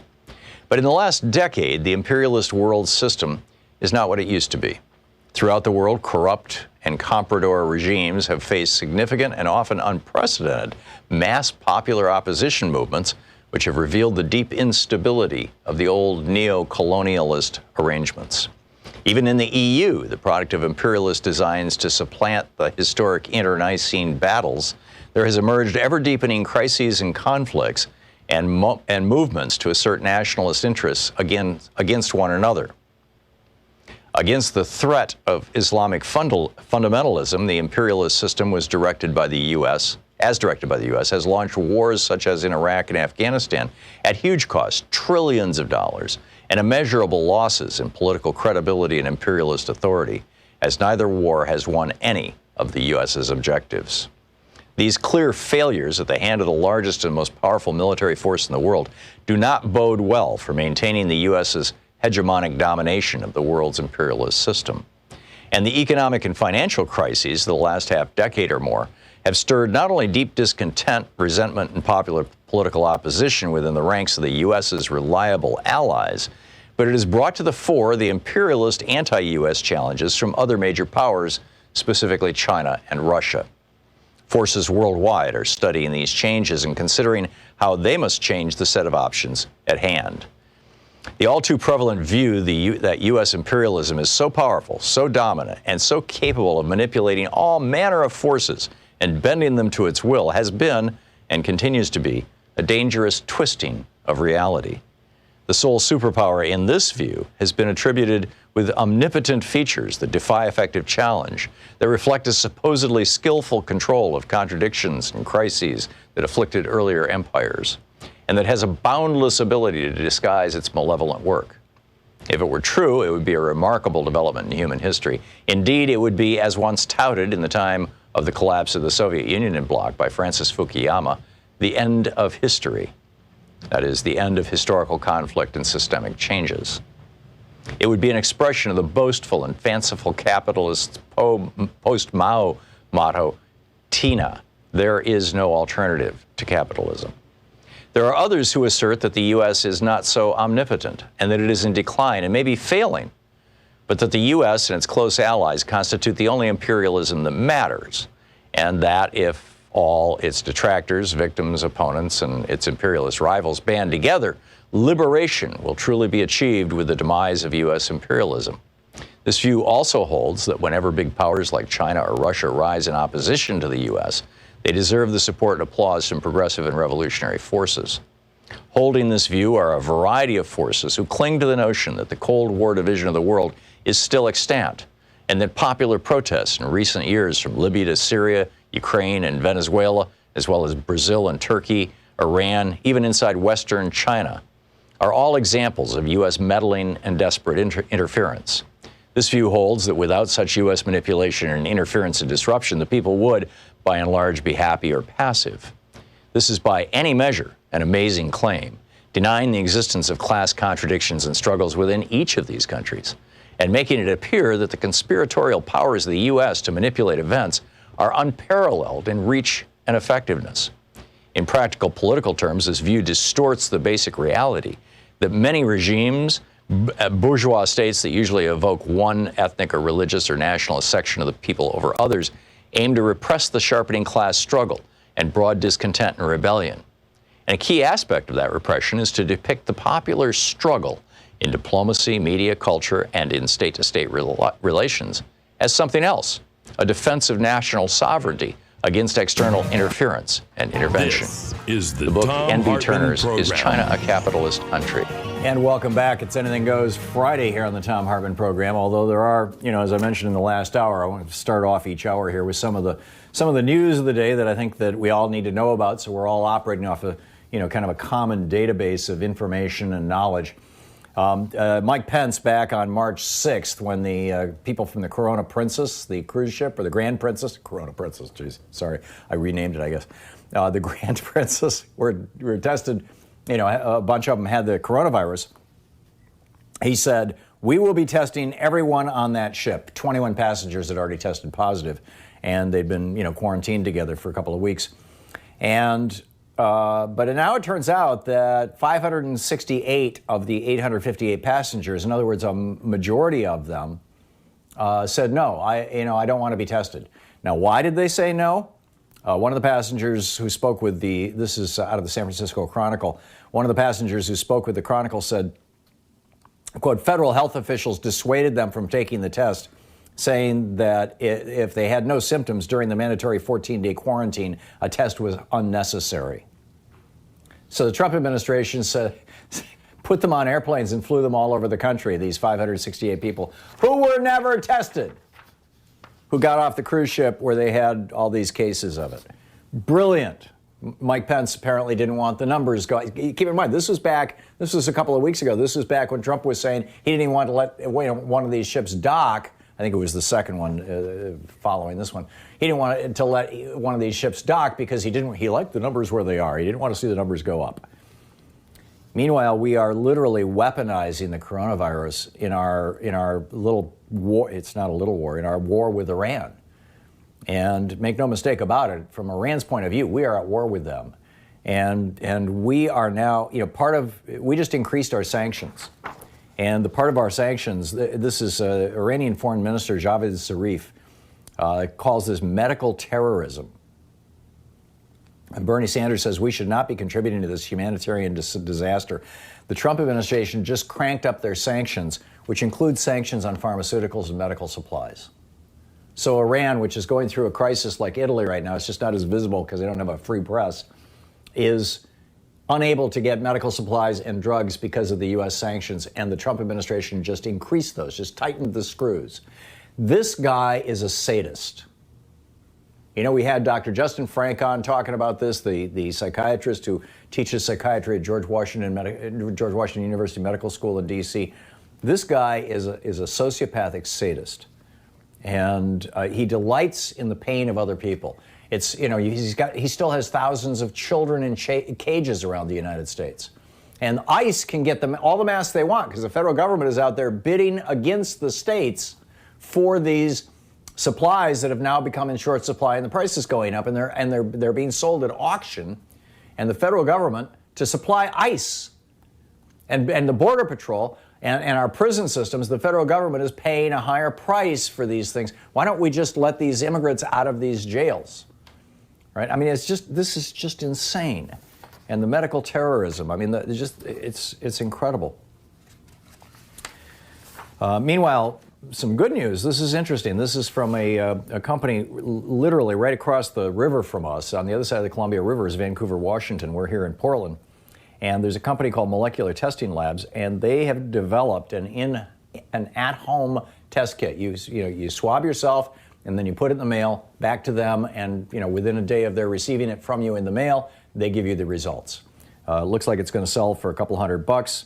So this is just the beginning. We're going to see a lot of these kind of things coming along over the next month or so. Right now, though, there are no at-home test kits that have been approved by the Food and Drug Administration. So this has become a scam. It's,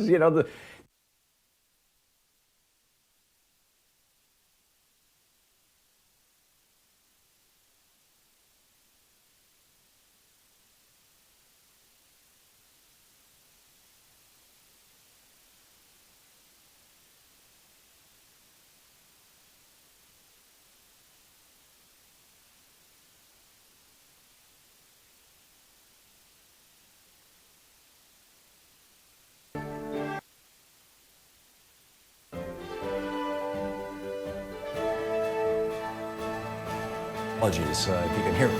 My apologies if you can hear me now. Doing the show from home here, and I've got a wireless microphone, and the battery just died. And it was a new set of batteries, but sometimes you get cheap batteries or whatever. Anyhow, what I was saying is the grifters are going to grift. So there are people who are selling, quote, at-home coronavirus test kits by telemarketing and on websites, and they are just scams. So beware. The legitimate ones will be coming down the road. You'll be able to get them from legitimate sources. Meanwhile, the Prime Minister of Norway, this was 2 days ago, I believe it was, 3 days ago, held a children-only COVID-19 press conference. This is just beautiful. This is from sbs.com.au, one of the Australian newspapers. And a Norwegian Prime Minister, Erna Solberg, on Monday held a children-only press conference on the coronavirus. Norway has closed everything, private institutions, schools, kindergartens, everything. And the Prime Minister of Norway said, it's been special days. Many children think it's scary. This is what she said to the kids at the beginning of the press conference. She said, it's okay. She said, it's been special days, and many of you children think it is scary. It's okay to be scared when so many things happen at the same time. But let's just answer all your questions. And so they took questions from the children who were watching. Things like, can I have a birthday party? Can I visit my grandparents after I went to the shopping center? How long does it take to make a vaccine? What can I do to help other people? She gave answers like, by being home, you're helping other people not to be contaminated and get sick. It's important for those who already have a disease or who are old, so we need to help those people. She said if somebody has a birthday in the class, everybody should ring them, in other words, call them and sing happy birthday. The press conference was hailed by the World Health Organization's Director General as a, quote, great initiative. He said educating children and responding to their questions on COVID-19 can help reduce their anxiety and address their uncertainty during this difficult time. He said just because you aren't in school, she said, this is the Prime Minister of Norway, she ended the press conference by telling the kids, just because you aren't at school doesn't mean you shouldn't learn things, and it's a bit fun to learn. But the uncertainty thing is the big thing. You know, people can deal with crisis, but it's much harder to deal with uncertainty, which is kind of where we were in the United States a couple of weeks ago, was, you know, uncertain about how this was going to play out and what's going on. We were watching what was happening up in Washington. Excuse me, we got the first case on the same day, I believe it was January 22nd. We got the first case on the same day that South Korea got their first case. And South Korea immediately within a week had testing kits developed, approved, and within the second week deployed all across the country. They had a bunch of different companies manufacturing them, and they were distributing them all across South Korea. And they are now bending the curve. They have now bent the curve, in fact. They locked down the country. Well, the Trump administration decided to do none of the above. And instead, Donald Trump went on TV for weeks, and really for over a month, and lied about what they knew was going on. And we know that they knew it because now we've got the leaked, you know, reports of Senate Intelligence Chairman Richard Burr, the Republican from North Carolina, telling his wealthy donors weeks ago that this was going to be like the 1918 pandemic flu. And at the same time that he was selling stock like there was no tomorrow. So these guys have known for a long time. And now the Trump administration, Eugene Scalia, Anthony Scalia's son, runs the U.S. Department of Labor. He's the U.S. Secretary of Labor. According to the New York Times, they have, quote, instructed state officials to only provide information using generalities about unemployment claims. You may say unemployment is up or down, but do not report the numbers anymore. Why would that be? Well, probably because, as I reported here, they don't want the states making these numbers public. Well, Oregon did, and our unemployment went up 3,200% in a week. That's why they don't want the numbers out. This is the Thom Hartmann Program. But now the Department of Labor is telling the states, don't even give us the numbers. I mean, this is like over the top.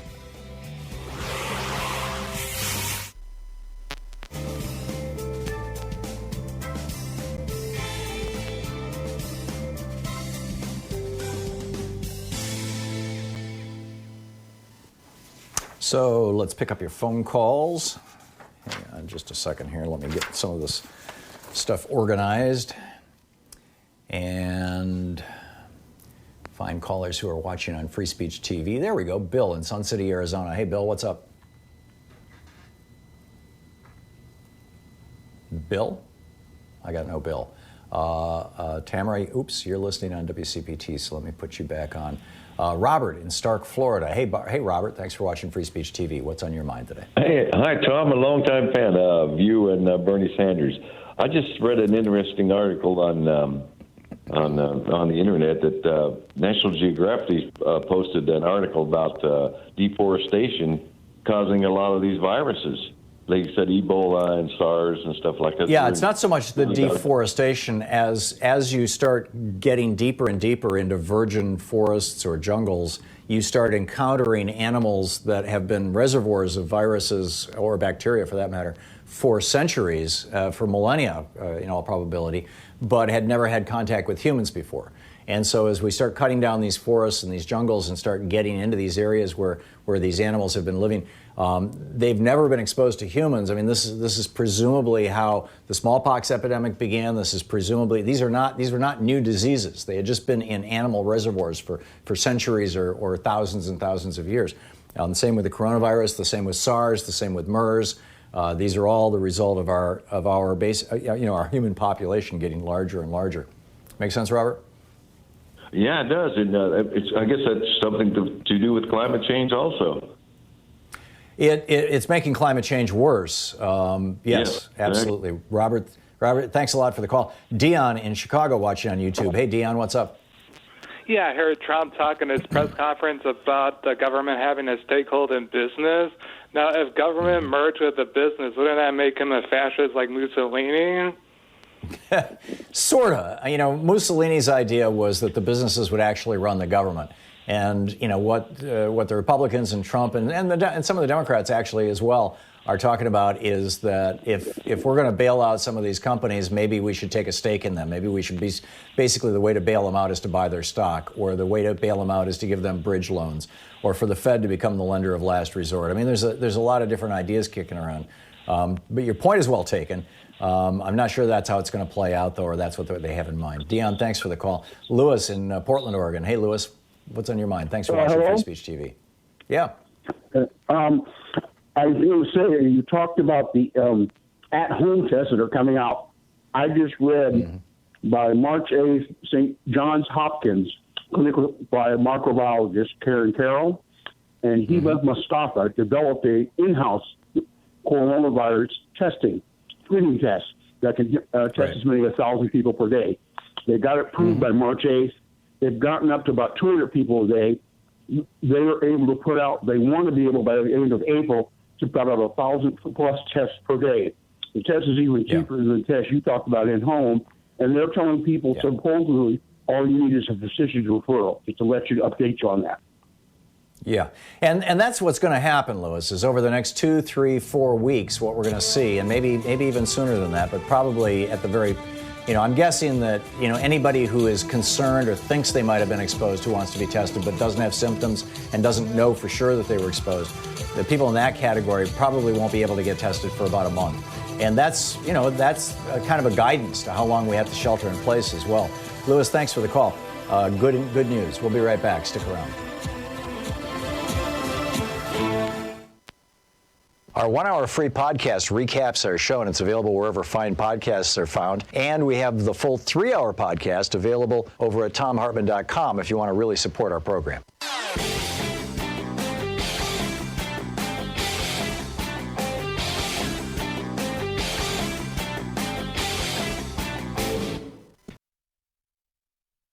Got a new video up for regular supporters of our program over at thomhartmann.com, and this is about just a totally bizarre story about these 3 guys with no VA experience, not even veterans, who are all big shots down at Mar-a-Lago, that Donald Trump has put in charge of the Veterans Administration functionally. And their association, one of them is the head of Marvel Entertainment, their association with Johnson & Johnson and the New York Stock Exchange, and Johnson & Johnson, the big drug company, taking this very, very cheap chemical, ketamine, tweaking the molecule a little bit and rolling it out as a new anti-suicide drug, Spravato, that in clinical trials caused 6 people to die, 3 of them by suicide, and none of the people taking the placebo to die. And now Trump is telling the VA, you have to buy this highly inflated price drug from Johnson & Johnson, and the Democrats want to know what's up with the VA crowd guys. Check it out. It's at thomhartmann.com. Welcome back. It's Anything Goes Friday here on the Thom Hartmann Program. And Maine in Chicago. Hey, Maine, what's on your mind today? Hey, how you doing, Tom? I wanted to speak about voting and how the American black people, they don't seem to understand or know the difference between affordable and free. I know things are not free, but at least you wouldn't be paying for it. The government or someone else would be paying for it. And this is what Sanders is saying. Biden is saying affordable.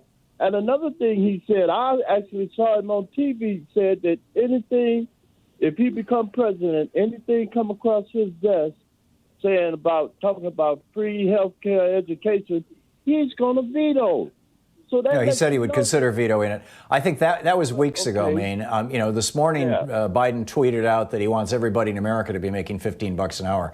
You are going to watch Joe Biden turn into Bernie Sanders, or at least a 70% version of Bernie Sanders over the next 6 months. I hope so too. But I'm predicting this, and I think I'm seeing it because Bernie's message is where America is at. I think in some regards, Bernie's got the entire Democratic Party establishment against him. That's a big challenge, and in all probability, my belief is that probably Joe Biden is going to be our nominee, or almost certainly, I think, at this point.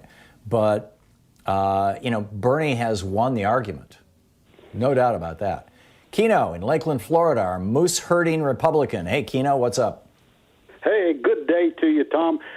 Praise be for Free Speech TV and for your program. And I want to, as a Republican that's against Trump and wants a change in the party and the Moose Herder Coalition agenda, an idea I have, I want to run it past you, get your reaction, what you think.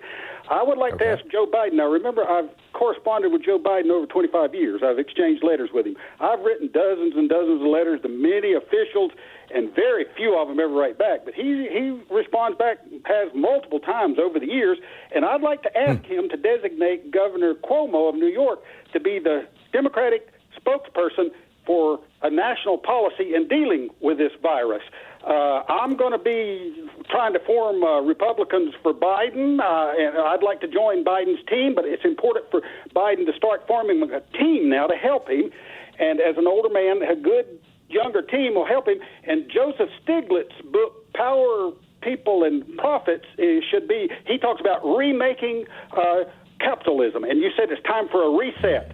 And so I have advocated Nordic capitalism as an example. So Stiglitz's book should be used. Joe Biden should designate him to be an economic spokesperson for starting. There can be others later. But start governing and showing leadership, have a shadow government right now. I want to ask Joe Biden, I want to work for him now. I want to work on his team. But I want him to designate Cuomo. Cuomo is so eloquent in his efforts, and he showed initiative in getting an agreement with those states. So I want, and the coalition that's going to put Biden in power, the Moose Herder Coalition is going to participate. We ask him to please designate Cuomo as a chief spokesperson for a national policy to deal with the coronavirus. What do you think, Tom? I think you're onto something, Kino. I do an op-ed every day, just a little paragraph, a couple paragraphs, and it gets published in two places, over on BuzzFlash.com and on our Facebook page. And then I think BuzzFlash also puts it on their Facebook page as well. And my op-ed yesterday was that the acting president of the United States right now is Governor Cuomo.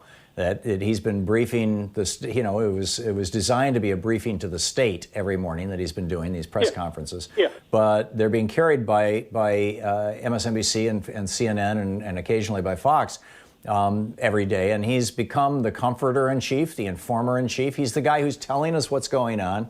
He's doing exactly what Donald Trump should be doing, but instead Trump is trying to do his rallies. The problem that he's got that's so frustrating to him is that the reporters won't act like people in his rallies. They won't go, "Oh yeah, thank you, Mr. President, you're just wonderful."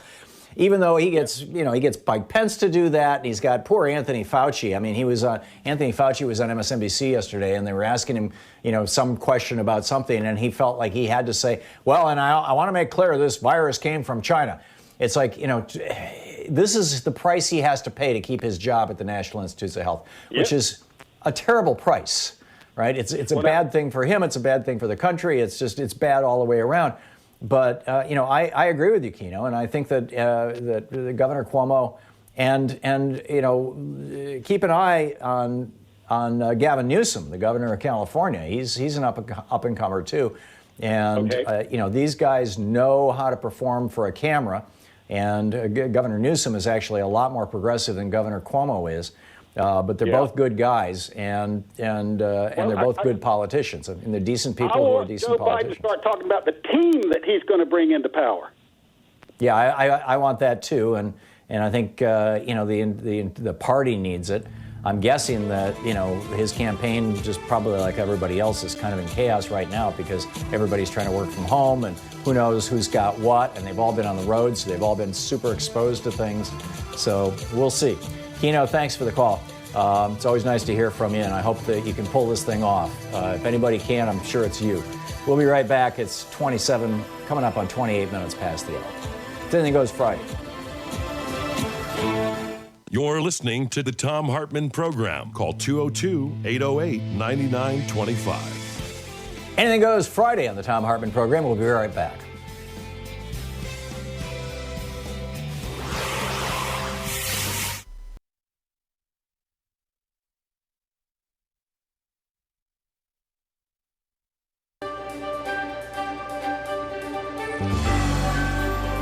Our book today in the Thom Hartmann Book Club is Fred Kaplan's new book, The Bomb: Presidents, Generals, and the Secret History of Nuclear War.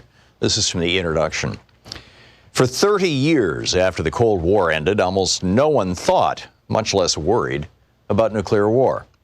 Now almost everyone is fearful.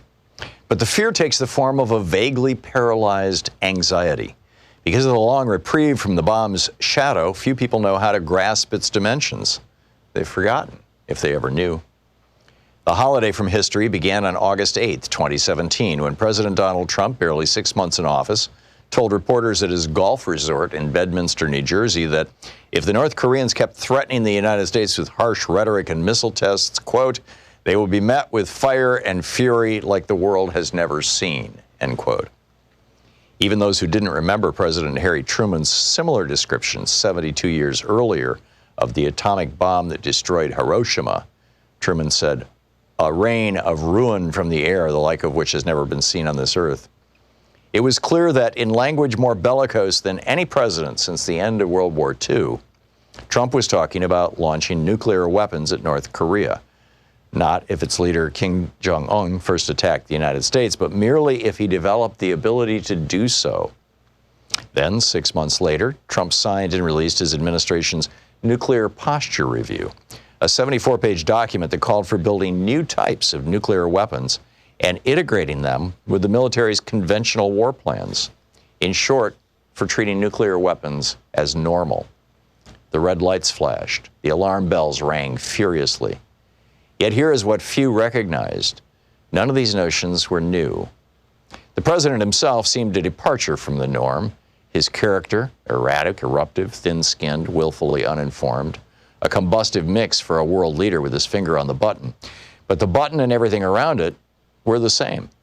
In those decades when most of us chose to forget the bomb, as global tensions calmed and fallout shelters crumbled and we turned our gaze to other problems and pleasures, the nuclear war machine continued to rumble forth in the beyond top-secret chambers of the Pentagon, the Strategic Command Headquarters in Omaha, the weapons labs in various parts of the country, and the think tanks whose denizens never stopped thinking about the unthinkable. They all kept at their singular task, wrestling with the dilemmas posed by the bomb's existence. How to deter nuclear war? How to fight a nuclear war if it cannot be deterred? How to win it if such a thing is even possible? This is the nature of the nuclear era, and the era never drifted into suspension, even if our attention did. Trump snapped us out of our slumber, reminded those of us who were old enough to know, and informed those who weren't, that the bomb is still here. In public over the years, officers and officials have described America's nuclear policy as a second strike deterrence. If an enemy strikes us with nuclear weapons, we will retaliate in kind. This retaliatory power is what deters the enemy from attacking us.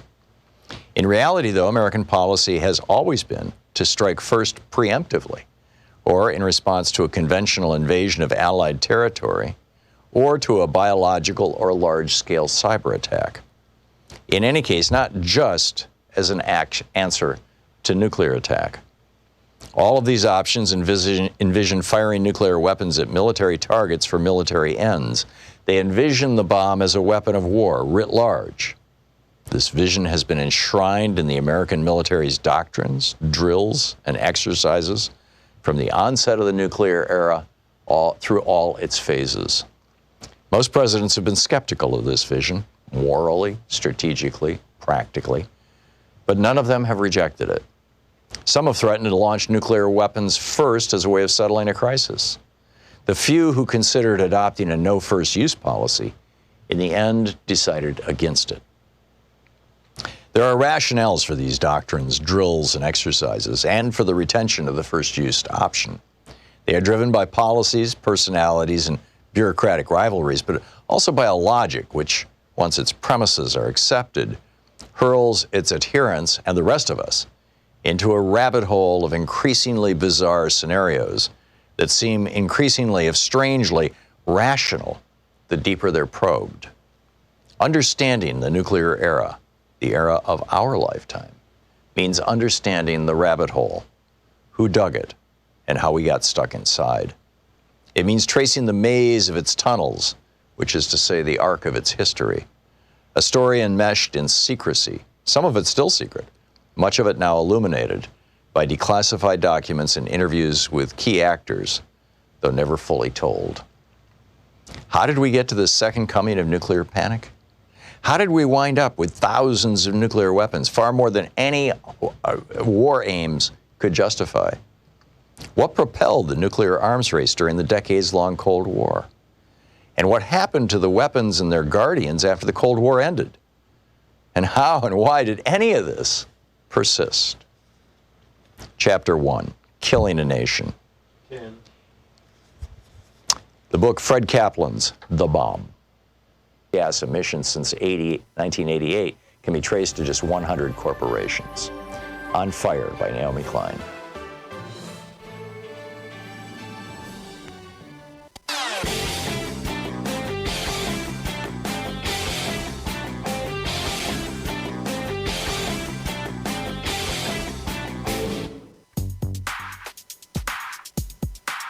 Coming up on the Science Revolution, what's the truth on coronavirus testing? And why has Trump refused to accept the World Health Organization test that the entire rest of the planet is using? Melinda St. Louis is here on how the insurer's conduct is outrageous on the coronavirus pandemic. Robert Weissman joins in on how Public Citizen and 70 organizations are calling on Trump to prevent Big Pharma from profiteering on coronavirus. Kevin Camps from Beyond Nuclear is also here about the ongoing Fukushima disaster. And in Geeky Science, find out what happens if you walk just 30 minutes a day. Tune into the Science Revolution wherever you find great podcasts.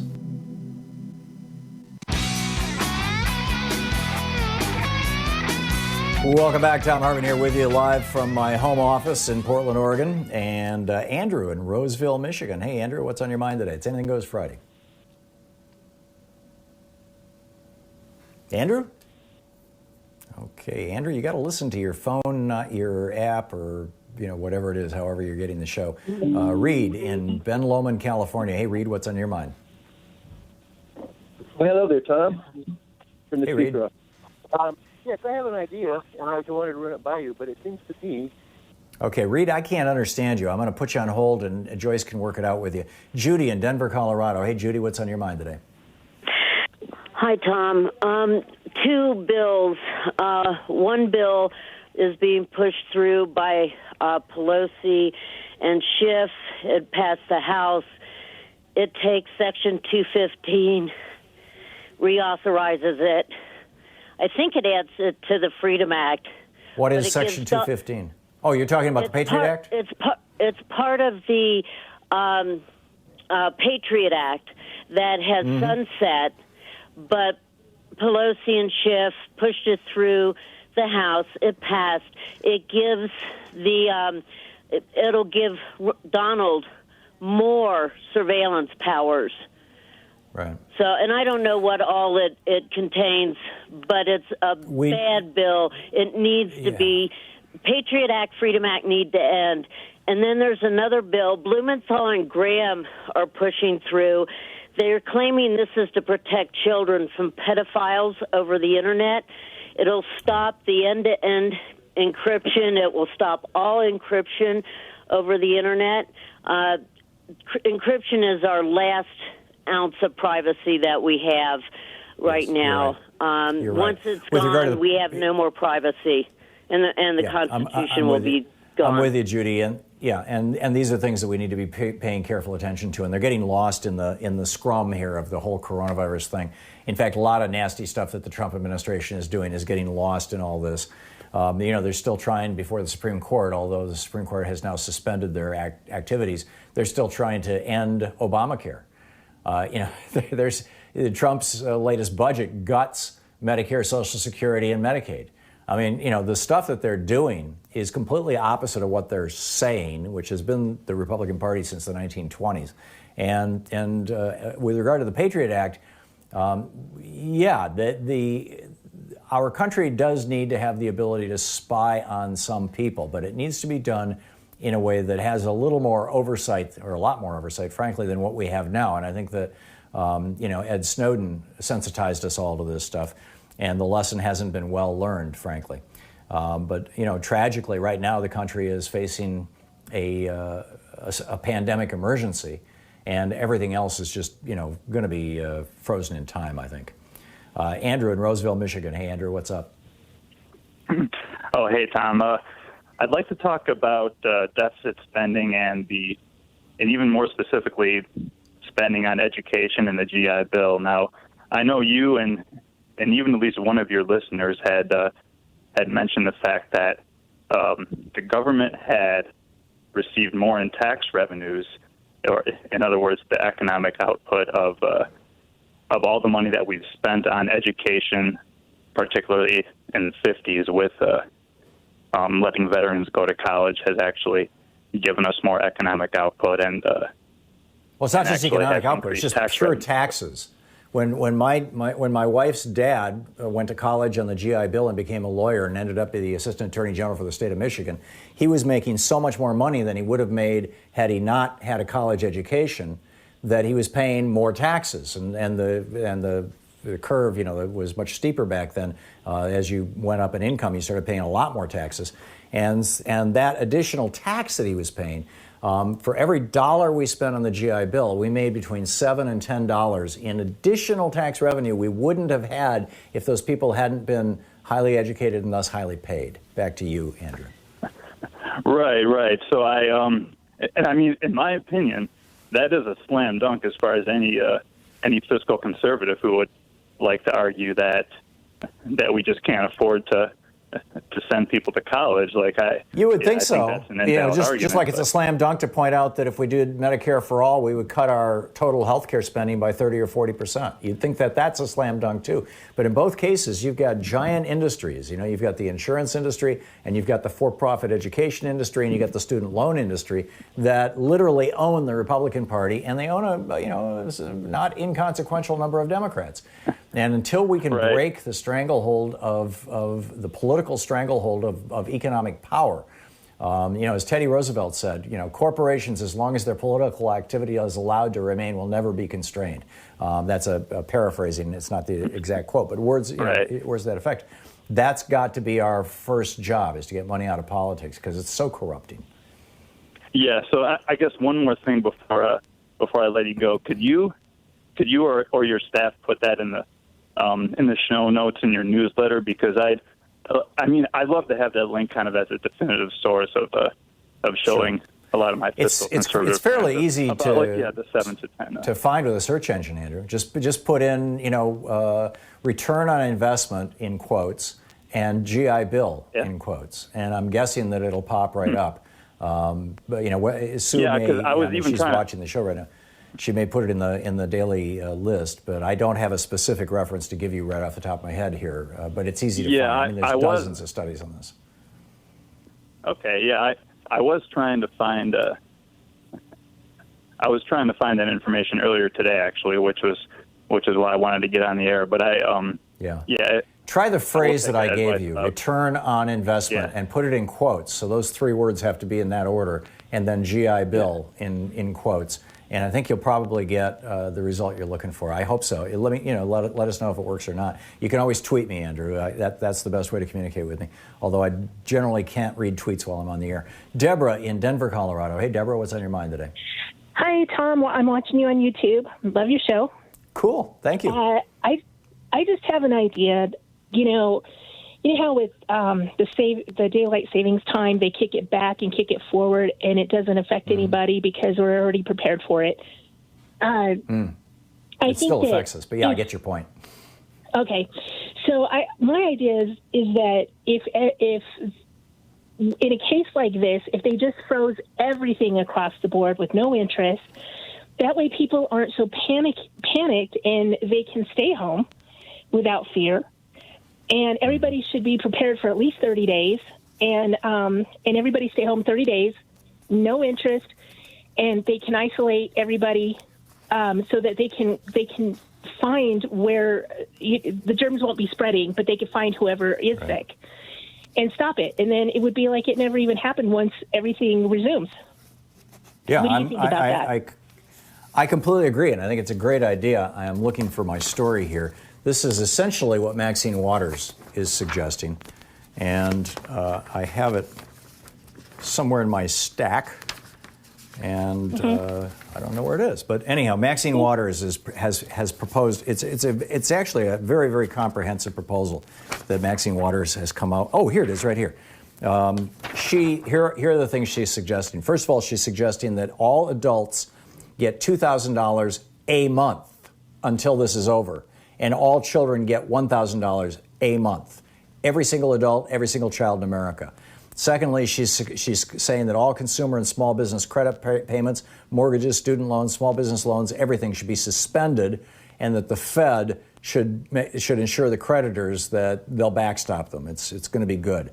She'd suspend negative creditor reporting, not just through the pandemic, but for 120 days after, and prohibit debt collection, repossession, and wage garnishment. She would ban evictions and foreclosures during the pandemic. People in public housing, she says we need to suspend the work and community service requirements because you don't want these people going out. Waivers for other programs like food stamps in many states, you've got to prove that you're trying to work, when you're supposed to be hiding in your house from the virus here. She wants waivers to all those things. She also wants $5 billion in emergency homeless assistance that'll go to the states, $10 billion in community development block grants to help state and local governments respond to this crisis, $290 million in fair housing enforcement, and $300 million for service coordinators who would help elderly households. I mean, Maxine Waters has laid this thing out in detail. She is one of the best policy people in the House of Representatives. She knows what she's doing, and which committee is she the chair of? I think it's House Financial Services Committee. Yeah, and she's brilliant. And this is her first proposal, and I'm looking forward to seeing more. Meanwhile, over on the Republican side, Mitch McConnell's proposal gives a little bit to really poor people, gives a lot more to the middle class. And I mean, those should be equalized at the very least. And really poor people, frankly, I think should be getting even more because they're going to be really, really hard hit by this, and particularly people in the gig economy. And that's why Maxine Waters is saying every man, woman, and children in America. Deborah, thanks for the call. Spot on. Good idea. It's Anything Goes Friday. Thom Hartmann here with you, broadcasting live from my home in Portland, Oregon. We'll be back with more of your calls in just a few moments. Just a moment. You're listening to Thom Hartmann. Visit thomhartmann.com for audio and video archives. It's talk media for the sane among us. Thom Hartmann here with you. I'll be back in just a moment.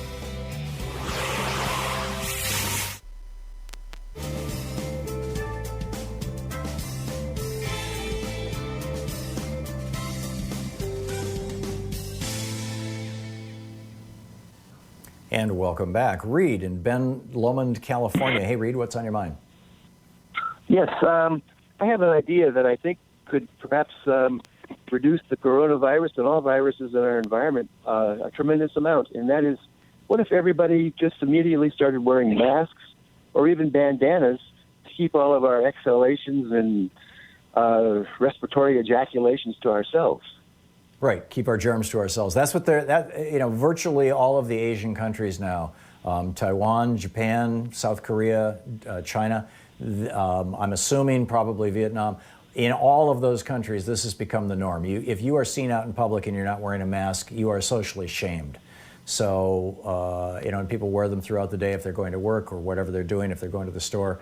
And yes, this should be the case. The problem is you can't get a mask right now. Well, almost because Trump even a absolutely bandana failed to plan. Well, but how many of us have bandanas around? Have you ever lot. tried to wear a bandana? I remember when I was a little kid, we would play cowboy, and you put a bandana on or over your nose, and they're constantly falling down. You've got to tie it really carefully in the back of your head. I mean, it's a pain in the butt. True. Reed. That is true. Yeah, but I have used it for dust in an emergency, and they somewhat work. Yeah. But I kind of think that maybe I would like to hear a more widespread meme in our culture about this. Yeah. So I think we're going to get there, and try to get the word out. Yeah, thank you, Reed. It's an excellent one, and it may just be a matter of a couple weeks before we see this really going widespread. But right now it's not. Anyhow, good idea, Reed. Thank you. Lowell in Salem, Oregon. Hey, Lowell, what's on your mind today? Hi, Tom. I've been a volunteer, like you said, in the Democratic Party for about 10 years since you called for that. Good on you. Trying to take it over. I'm a precinct committee person, a congressional district delegate, a state central committee delegate, and even the treasurer of the county party. But we appear to be no closer now to taking over the party than we were 10 years ago. The DNC is still controlled by centrists, and Democratic talking heads mock the progressive movement every chance they get. And one comment I heard from one of the local Democrats that stuck in my head was that they said, when we first started about a decade ago, they said, first the Dean people came and went. Then the Obama people came and went. this seems to be their strategy. To just use all of their tools to block a progressive takeover and just hunker down and wait out the wave. Cherry essentially Bustos created a deep state. Well, here's the thing, Lowell. I mean, I don't know how many party meetings you've been to, but when I go to them, I'm finding that there are young people and there are old people. And the old people tend to be the more conservative ones and the ones who are, wedded to the old ways. And the young people tend to be the, for lack of a better word, the Bernie-crats. And hang in there. The boomers are fading out. I mean, we're still here and still fighting, but a lot of these boomers are fading out, and they're going to be replaced by young people who have a very, very, much more progressive perspective. You look at the polling based on just age; it's amazing. Well, but for example, Cherry Bustos of the DCCC passed a rule to blacklist any campaign staff who works on a challenger campaign to any incumbent. Yeah, and no, what is your recommendation to get over blocks by the DCCC and the superdelegates?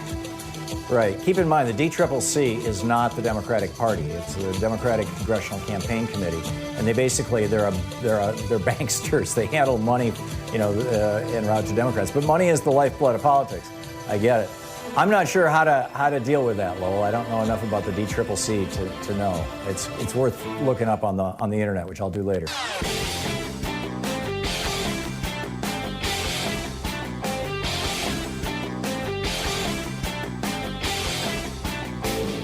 Hey, did you know that Hillary Clinton actually won Pennsylvania, Wisconsin, North Carolina, and Florida in the 2016 election?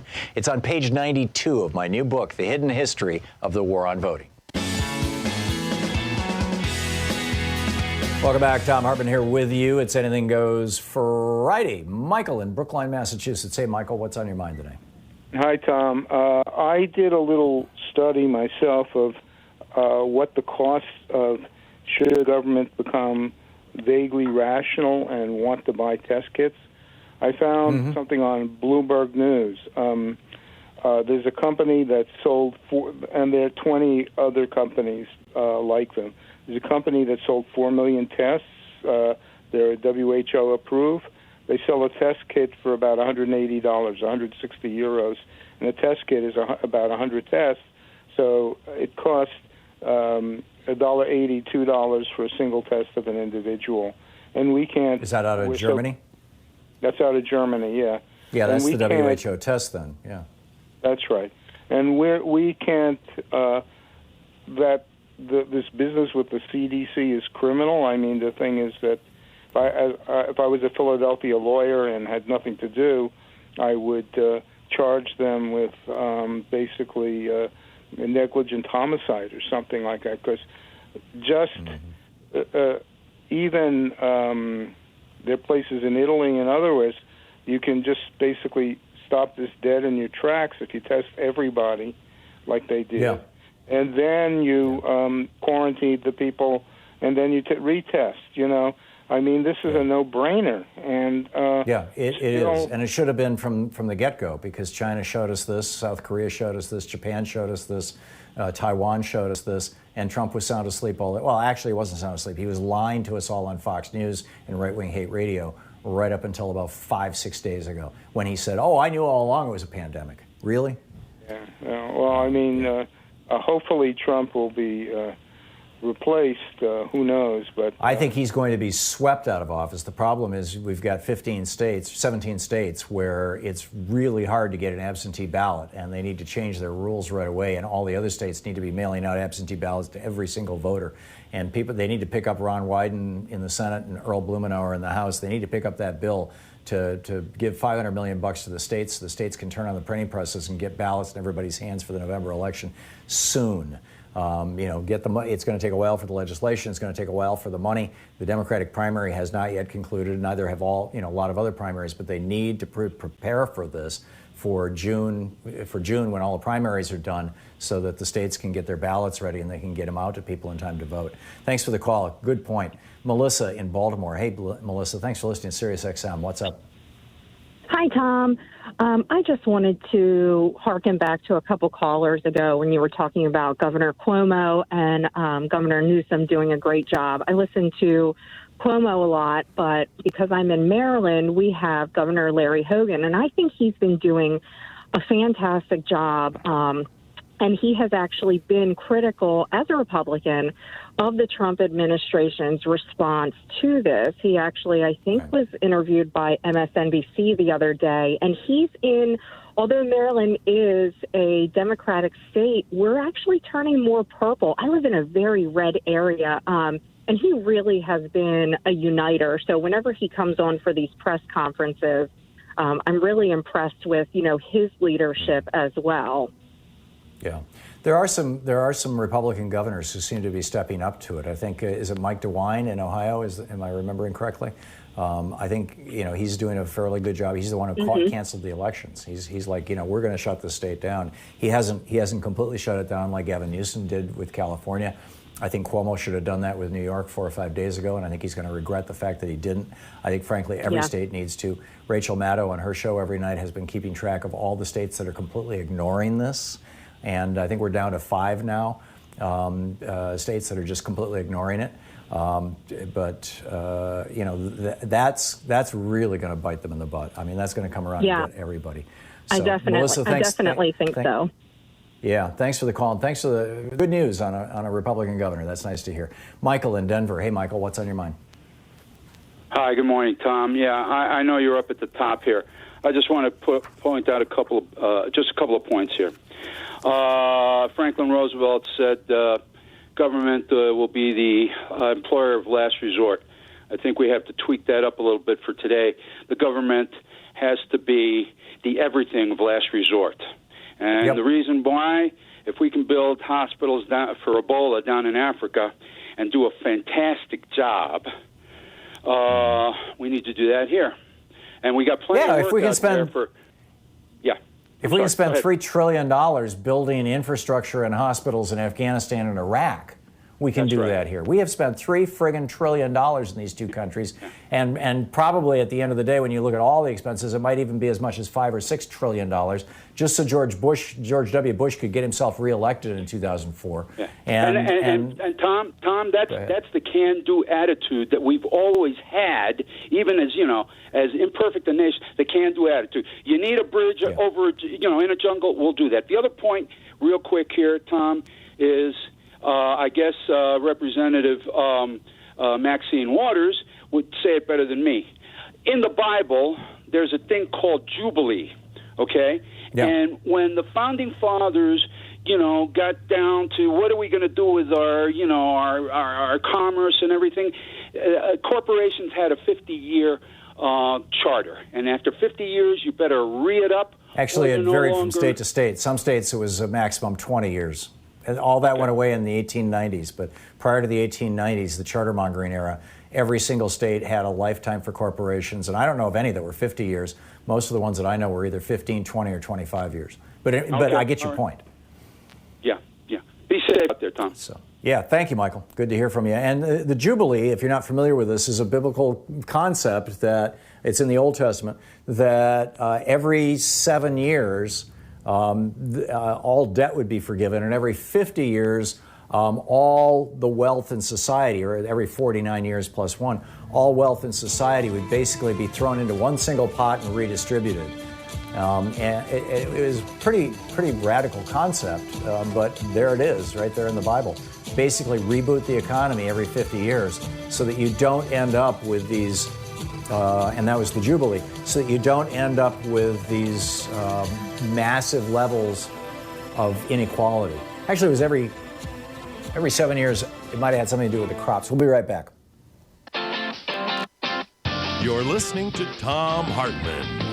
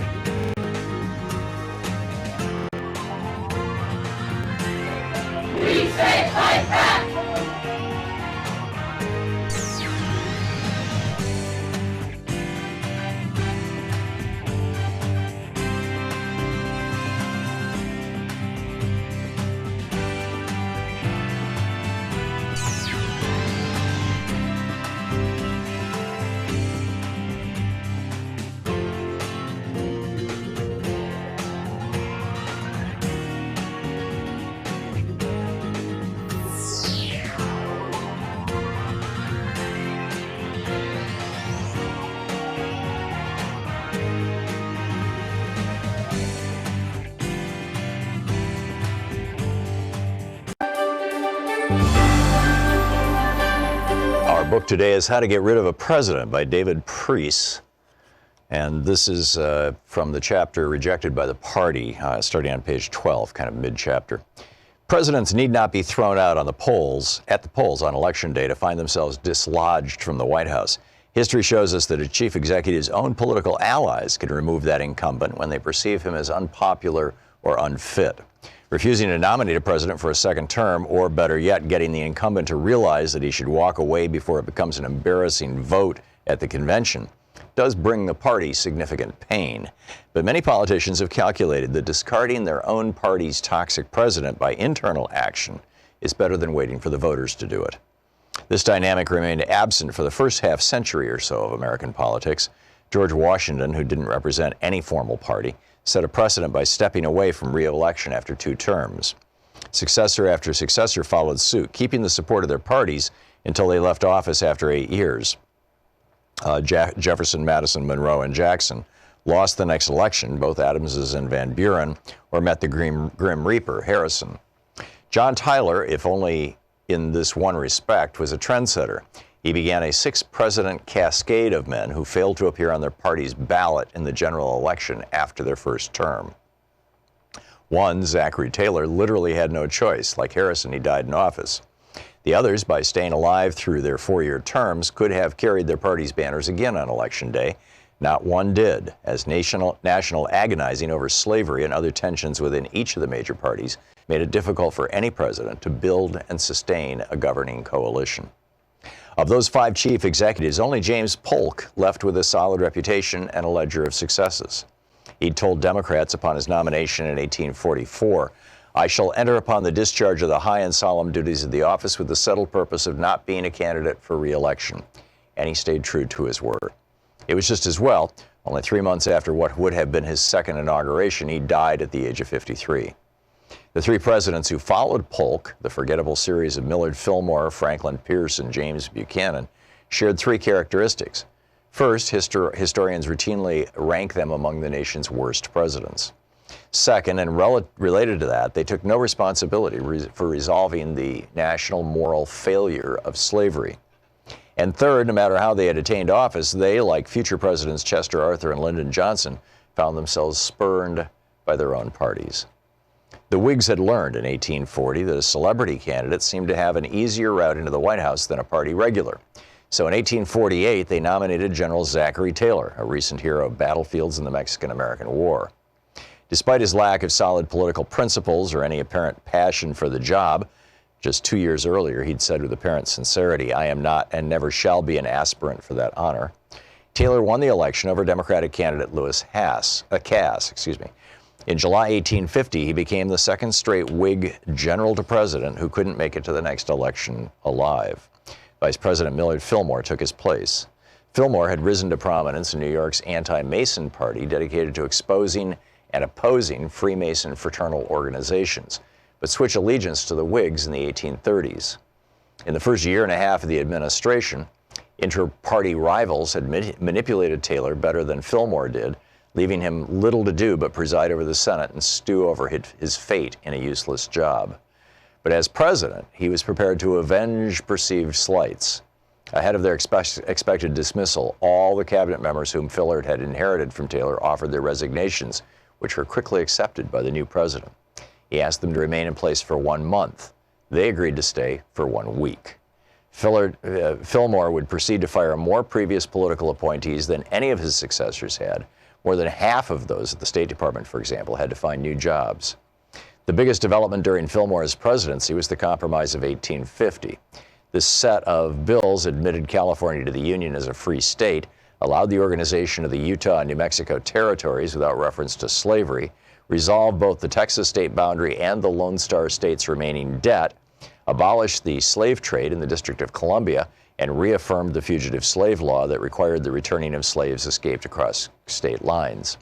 Fillmore signed each bill, believing this package of measures had fixed what he considered an annoying issue that kept getting in the way of his other priorities. The compromise bills delayed a war between the states, but at a cost. They not only perpetuated slavery, but split the Whigs further apart, as most Northerners refused to abide by the fugitive slave law. congressional elections in November 1850 increased the Democratic opposition's majorities in both the House and the Senate. The rest of the president's term was so bad that the highlight might have been the start of Commodore Matthew Perry's voyage to Japan to open that country to American trade, even though he didn't arrive until Fillmore left office. Not long after rising to become the chief executive, Fillmore declared he wouldn't run again in the 1852 election. He reiterated that in 1851, but the trappings of presidential power and the pleas of his remaining party faithful convinced him to retract that pledge and make a late entry into the field of candidates.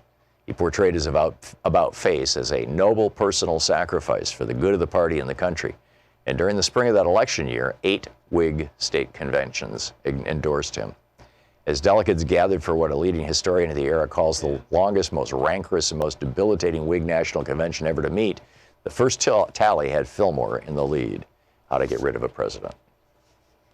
We've got a new video up for regular supporters of our program over at ThomHartmann.com, and this is about just a totally bizarre story about these 3 guys with no VA experience, not even veterans, who are all big shots down at Mar-a-Lago, that Donald Trump has put in charge of the Veterans Administration functionally. And their association, one of them is the head of Marvel Entertainment, their association with Johnson & Johnson and the New York Stock Exchange, and Johnson & Johnson, the big drug company, taking this very, very cheap chemical, ketamine, tweaking the molecule a little bit and rolling it out as a new anti-suicide drug, Spravato, that in clinical trials caused 6 people to die, 3 of them by suicide, and none of the people taking the placebo to die. And now Trump is telling the VA, you have to buy this highly inflated price drug from Johnson & Johnson, and the Democrats want to know what's up with the VA crowd guys. Check it out. It's at ThomHartmann.com. The book, The Tribalization of Politics by Ian Refowitz.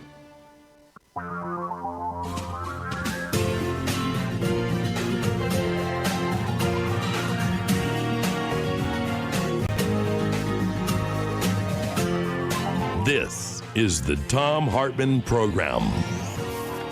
Welcome back to the third hour of Anything Goes Friday here on the Thom Hartmann Program, and we'll be back to picking up your phone calls in just a few minutes, but I wanted to just catch you up on a few things.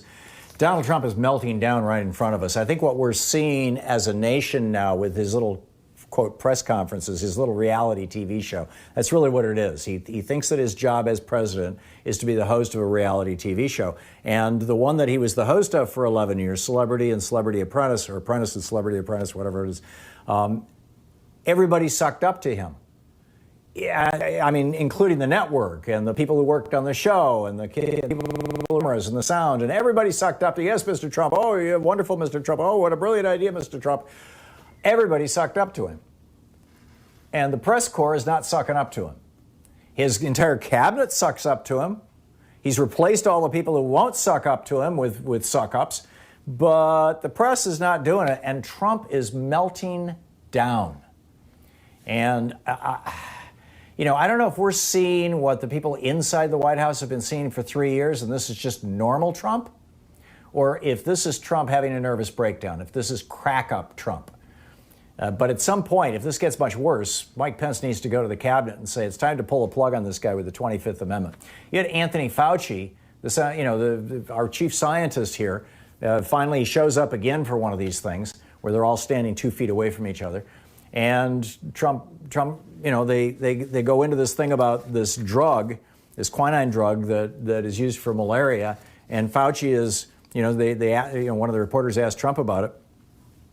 And he says, he says, I like it. He says, I think without saying too much, I'll probably be more of a fan than maybe anybody else, but I'm a big fan. Actually, he said that after Anthony Fauci had to say, you have to be careful when you say fairly effective. It was never done in a clinical trial. So Trump comes out and says it's fairly effective. Then Fauci says, no, it's not. And then Trump comes back and contradicts Fauci. And he says, I'm a big fan. We'll see what happens. We all understand what the doctor said is 100% correct. It's early, but I have seen things that are impressive. I will say that I'm a man that comes from a very positive school when it comes to, in particular, one of these drugs. You'll see how it works out. I'm not saying it will, but I think many people will be surprised. That, by the way, would be a game changer. This is just, he's just blithering. So then he gets Peter Alexander from NBC says, and this is This would be the perfect setup. It's like, President Roosevelt, what do you say to the 1/3 of Americans who are unemployed and scared? And Roosevelt says, I would say to you, we have nothing to fear but fear itself. Blinding, paralyzing fear, that prevents forward progress. I'm paraphrasing from memory, but, that's how a statesman would answer. So Peter Alexander says to Trump, he gives him the perfect opportunity to be presidential. He gives him the opportunity to be Winston Churchill and say, this is our shining moment. He gives him the opportunity to be Ronald Reagan and say, this, our country is the shining city on the hill, and we're going to pull through, and we're going to test everybody, and we're going to buy tests from anywhere in the world we can get them, and we're going to buy respirators and ventilators from China, because yes, they are selling them and shipping them out right now. But so what does Trump say? Peter Alexander says, so what do you say to the Americans who are scared? 200 dead and 14,000 who are sick and millions who are scared right now. Now, that is the perfect setup for Trump to step forward and be presidential. What do you say to the Americans who are scared? And listen to what this fool in the White House said. He said, I say that you're a terrible reporter. It's a bad signal that you're putting out to the American people. The American people are looking for hope. And the same with NBC and Comcast, who you do work for. Let me say something, that's really bad reporting. You want to get back to reporting instead of sensationalism. So then, after this happens, he goes after Peter Alexander. Caitlin Collins from CNN, this is a few minutes later, she says, you see yourself as a wartime president right now, leading this country through this pandemic we're experiencing. Do you really think going off on Peter, going off on a network is appropriate when the country's going through something like this?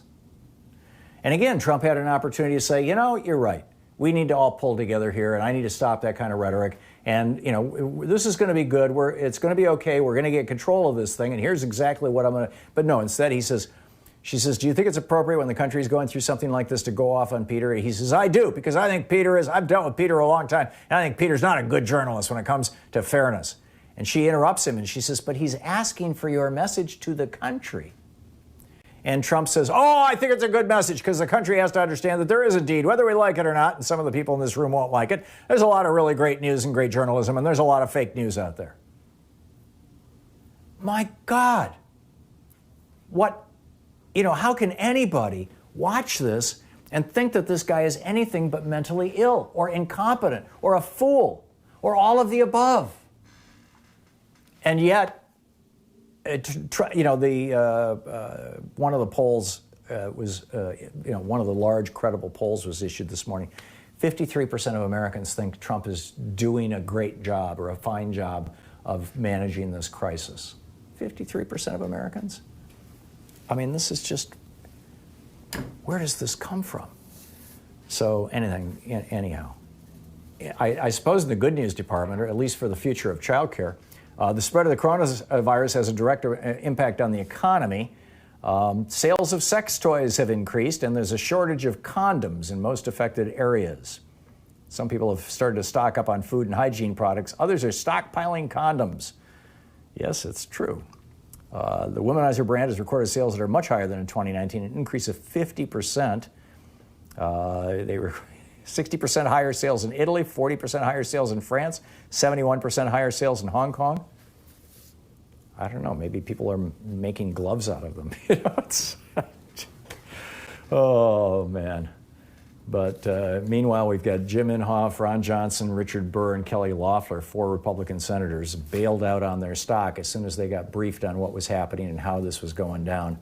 And here in Oregon, remember how Trump gave $1.5 million to Quest and LabCorp, 2 testing companies, to ramp up their testing, and because we don't need to buy the tests from the German manufacturer that's WHO approved. Yes, people keep thinking that they're correcting me on Twitter, with this Snopes fact check. The fact of the matter is, yes, the WHO does not offer anything to the United States. We're a rich country. They offer test kits to poor countries. It's always been that way, right? It was SARS and MERS and everything else. But they did approve these test kits around the world, and while they wouldn't have been supplying them to us because they supply them to poor countries, We could have gotten the WHO-approved test kits back in January from German manufacturers, or at least early February. We could have brought them into this country. WHO wouldn't be giving them to us because, like I said, they subsidize poor countries. But they approved the test kits. So what I'm saying is the WHO approved test kits. So anyhow, Trump decided to privatize it to Quest and LabCorp. And this is Oregon news again. Governor Kate Brown's administration, state health officials could not answer questions for a second day in a row about when 20,000 coronavirus tests would arrive. Oregon has an agreement with Quest Diagnostics. Nick Blosser, Brown's chief of staff, said, I don't have that answer right now when asked, when are you going to get any of these test kits? You were supposed to get 5,000 very quickly. Meanwhile, a Quest spokeswoman did not answer questions for a second day in a row about Oregon's announced deal. 1,400 Oregonians have been checked for coronavirus by state or private labs with 88 infections identified. So, and meanwhile, what's Trump waiting for? I mean, he signed this Defense Production Act that gives him the power to say to companies, you will make these face masks, you will make this personal protective gear. And the personal protective gear and the face masks are something that they're nowhere near as elaborate, sophisticated, and technical as are the ventilators. They could be manufactured by companies that make other things fairly quickly. So why are we waiting for, why is Trump waiting to do something about it? Well, it's because he keeps telling governors, tough luck, find them yourself. And then he bids against them to get face masks, the N95 masks, for ICE. Seriously, honest to God. New York, Boston, and Seattle now, nurses and doctors have set up their own makeshift assembly lines to make these things from Kraft's products. This is the Thom Hartmann Program. We'll be back in just a moment. It's 15 minutes past the hour here on the Thom Hartmann Program. It's Anything Goes Friday. Pick up your calls after the break.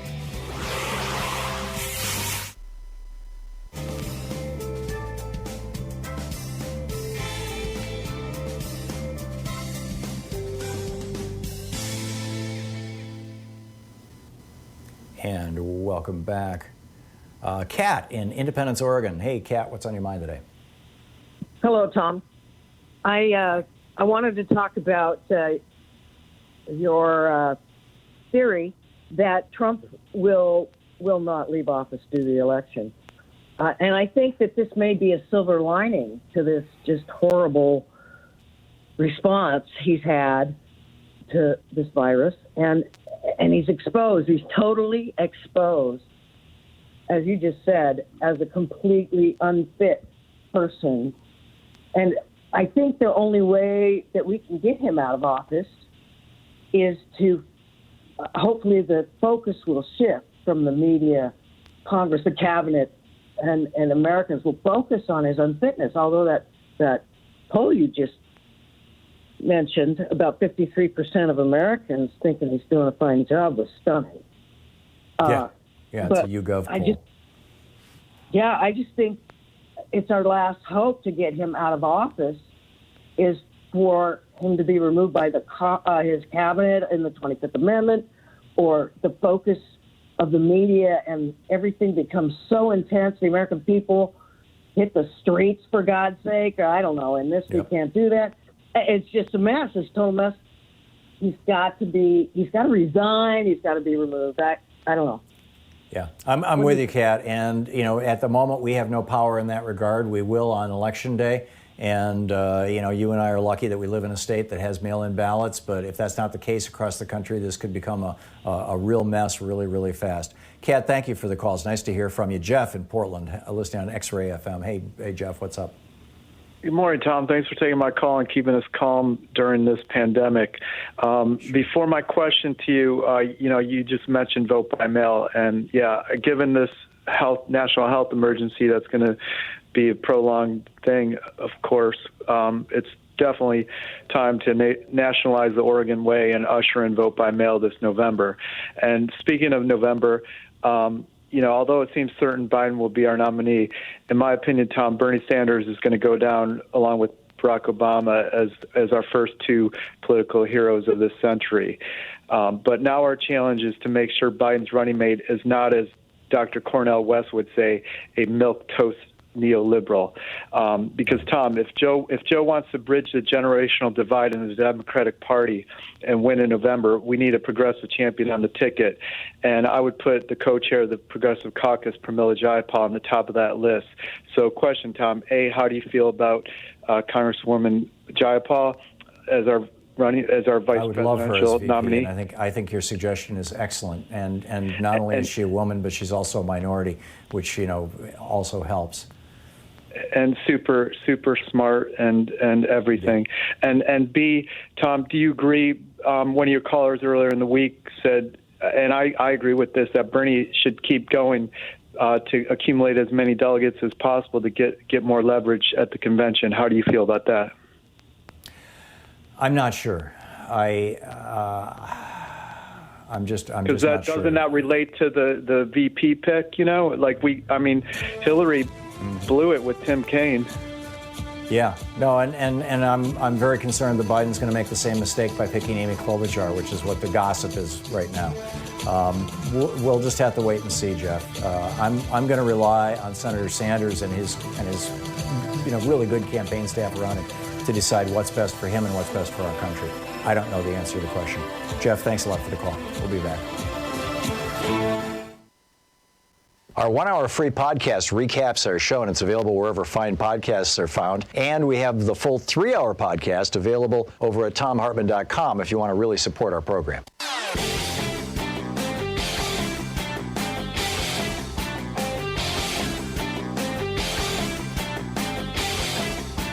Got a new video up for regular supporters of our program over at thomhartmann.com, and this is about just a totally bizarre story about these 3 guys with no VA experience, not even veterans, who are all big shots down at Mar-a-Lago, that Donald Trump has put in charge of the Veterans Administration functionally. And their association, one of them is the head of Marvel Entertainment, their association with Johnson & Johnson and the New York Stock Exchange, and Johnson & Johnson, the big drug company, taking this very, very cheap chemical, ketamine, tweaking the molecule a little bit and rolling it out as a new anti-suicide drug, Spravato, that in clinical trials caused 6 people to die, 3 of them by suicide, and none of the people taking the placebo to die. And now Trump is telling the VA, you have to buy this highly inflated price drug from Johnson & Johnson, and the Democrats want to know what's up with the VA crowd guys. Check it out. It's at thomhartmann.com.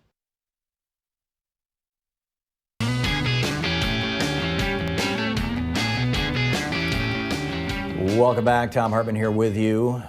I just read an ad for a company, thecleanphone.com, that's got this little device. It's $79, and you put your phone in it. And not only does it charge your phone, but it also kind of nukes your phone with ultraviolet light and sterilizes it. Basically, it destroys all the viruses and bacteria on the surface.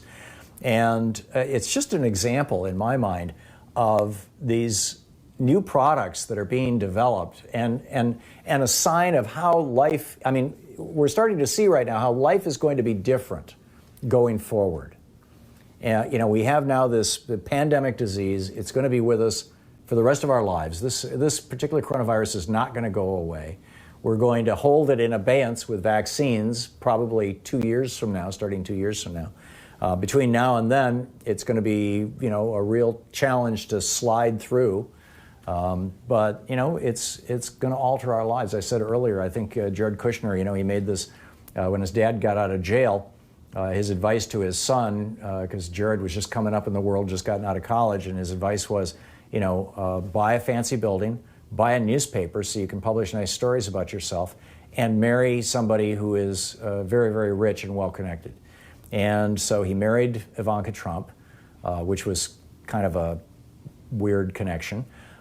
He bought 666 Fifth Avenue and overpaid dramatically for it, bought it for over $1 billion. It was worth a fraction of that, and which is why he had to go to Saudi Arabia and Oman and the UAE begging for money.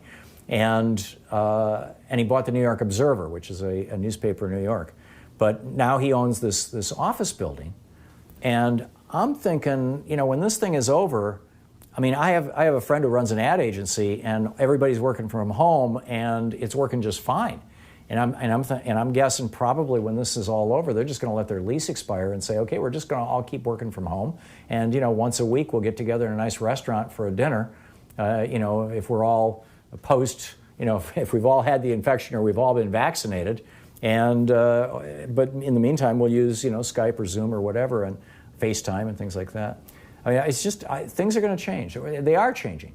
I think it's just a fascinating thing. Diane in Tampa, Florida. Hey, Diane, thanks for listening to WMNF. What's up? There's two quick things. One is there's a pattern to make masks I sew on the YouTube, so women that sew can make these masks. First, I need to find out, where I could donate them here. They're not as good, but I'm making one for my mailman and his family because he's exposed constantly. Sweet. And I'm making a few more for other friends. And the other thing I wanted to talk about is insurance. I had cancer when I was 43. They went from $600 a month to $2,000 a month in my premiums. And we used to regulate premiums. And they do that in Germany now. You can't go from $600 to $2,000 a month because the German government regulates it. So, and one more thing, and then I know you like people to keep it short. Advantage plans have become private insurance plans. They charge more than regular Medicare. So I don't know how we're going to transition to Medicare unless we get rid of Medicare Advantage. Yes, and I agree. The trouble with Medicare Advantage, my husband and I used to own a pharmacy, was that they undercut price constantly. Fortunately, this friend of mine's mother died. We both got pneumonia at the same time, but I have regular Medicare, and my doctor did not put me in the hospital. But what happened with her is they didn't pay enough because she was on an Advantage plan at the hospital. So they'd switch her to the nursing home. The nursing home would send her back to the hospital, and they finally wore her down where she just passed away. So I think we need to look at Medicare Advantage, her private insurance company that underwrote the Medicare Advantage plan was constantly fighting with the hospital and the nursing home about payment, right? Exactly. That's 100% right. Yeah. You got it right away. So I'm thinking we might start, and they did regulate insurance premiums in the 80s. We might start with regulation and then redo our Medicare to its regular Medicare and then make the transition. It's just an idea. Yeah, no, I believe you're absolutely right, and both Bernie's plan and Elizabeth Warren's plan would eliminate Medicare Advantage, and would end up, the other upside is there would be no more need for things like workman's comp insurance and health insurance rider on your car policy, all these kind of things. I mean, there's lots and lots of stuff that this would solve. Diane, thank you. That was brilliant. Tim in Fountain Hills, Arizona. Hey, Tim, what's on your mind? Hi, Tom. I've got a couple of 3 items I'd like discuss with you, and I'll just list them off one, real Tim. quick, we and try we can to get into it. People to one number topic. One, number one, shouldn't the Democratic Party representatives be running on a question? The question being, okay, American people, who are you going to vote for? Need or greed? Yeah, I love it. That is a great slogan, Tim. That's a marvelous slogan. Thank you. But like I said, we limit people to basically one topic. Zach in North Hollywood, California. Hey, Zach, what's on?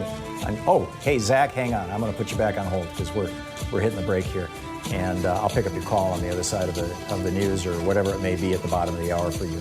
It's coming up on 28 minutes past the hour here on the Thom Hartmann Program. Fair and only slightly unbalanced. We'll be back with more of Anything Goes Friday in just a moment, so stick around.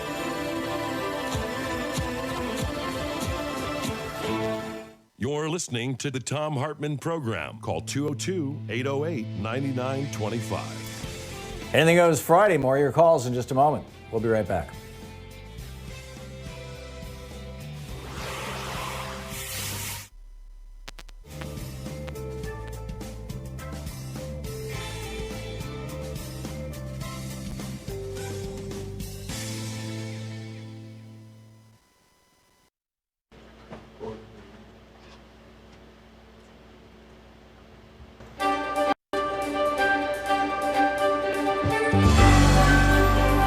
Our book today in the Thom Hartmann Book Club is called Let the People Pick the President, The Case for Abolishing the Electoral College by Jesse Wegman.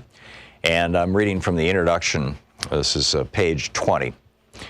But what exactly can we do about the Electoral College? People have been trying to answer that question for more than 2 centuries. Since the first proposed amendment to the Electoral College was introduced in Congress in 1797, there have been more than 700 attempts to reform or abolish it, more by far than any other provision of the Constitution. Only one has succeeded, the 12th Amendment, which was ratified in 1804 to fix a technical flaw in the college's design, but left it otherwise intact. In the late 1960s, an amendment abolishing the college and replacing it with a national popular vote passed the House of Representatives and came extraordinarily close in the Senate, but was blocked by a filibuster. At the time, 80% of the American public supported switching to the popular vote, as did President Richard Nixon and other top Republicans and Democrats. To some, this litany of failures speaks to itself. I think it's a waste of time to talk about changing the Electoral College, former President Jimmy Carter said in 2000. Carter had supported a national popular vote in the 60s and the 70s. I would predict that 200 years from now, we'll still have the Electoral College, he said. Was President Carter right? Is it simply our fate as Americans to remain trapped by the historical quirks of a Constitution that is too easy to revere and too hard to change? Especially after the failed effort in the 60s, when American politics were far less polarized to today, and there was no simple partisan divide over the issue. It's clear that a constitutional amendment is not in the cards. But there may be another way. It's called the National Popular Vote Interstate Compact, an agreement among states to award all of their electors to the winner of the national popular vote rather than the winner of their statewide vote. The compact will take effect when it is joined by states representing a majority of electoral votes, 270, thus guaranteeing that the candidate who wins the most votes in the country becomes president. The ingenuity of the compact is that it doesn't touch the Constitution. Its target is the statewide winner-take-all rule, currently in use in 48 states. Maine and Nebraska are the exceptions. This rule is what makes presidents out of popular vote losers. It incentivizes presidential campaigns to ignore more than 100 million American voters living in non-competitive states, turning what should be a national electoral contest into a series of bitter, hyper-local brawls. It focuses nearly all campaign spending and policy proposals on a few so-called battleground states, where even a small shift in voting can lead to an electoral jackpot for one side or another. That familiar red and blue map we all obsess over every 4 years, it's nothing but a visual representation of state winner-take-all rules, with each state stamped Democratic or Republican, as though that is its true identity, regardless of how many voters from the other party cast a ballot there. This is bad for democracy, and it should concern all Americans, no matter where they live or which political party they support. In contrast, when candidates know that all votes are equal, and they need a majority of them to win, they're forced to seek the support of all Americans and craft policies that appeal to as many people as possible. The Popular Vote Compact was launched in 2006 and got its first member state, Maryland, the following year. As of October 2019, 15 states in the District of Columbia, together representing 196 electoral votes, had joined. 74 more, and the compact takes effect. So far, only Democratic majority states have joined the compact. And while the 2016 election dealt a significant setback to efforts to enlist Republican-led states, lawmakers of both parties around the country continue to support it, and Republican-led chambers have passed it in 4 states. Critics of the compact call it an end run around the Constitution. And it's true that the Constitution's framers never mentioned something like a popular vote compact.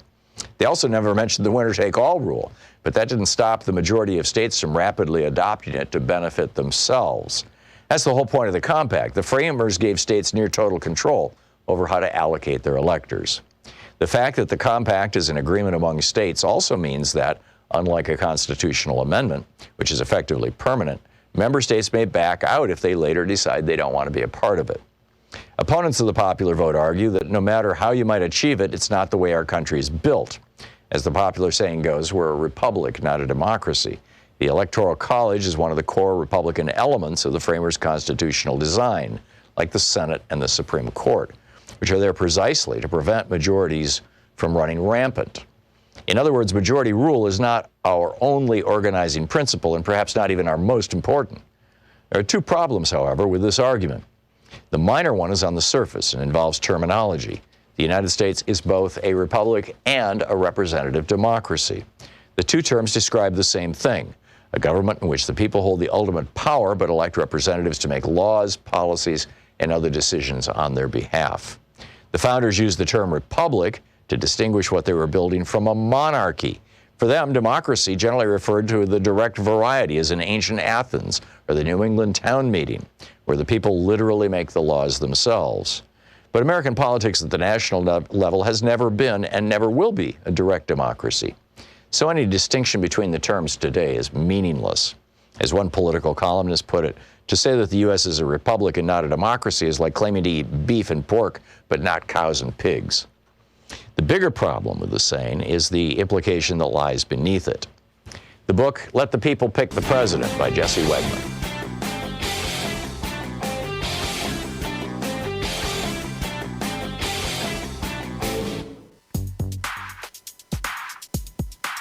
Coming up on the Science Revolution, what's the truth on coronavirus testing? And why has Trump refused to accept the World Health Organization test that the entire rest of the planet is using? Melinda St. Louis is here on how the insurer's conduct is outrageous on the coronavirus pandemic. Robert Weissman joins in on how Public Citizen and 70 organizations are calling on Trump to prevent profiteering on coronavirus. Kevin Camps from Beyond Nuclear is also here about the ongoing Fukushima disaster. And in Geeky Science, find out what happens if you walk just 30 minutes a day. Tune into the Science Revolution wherever you find great podcasts.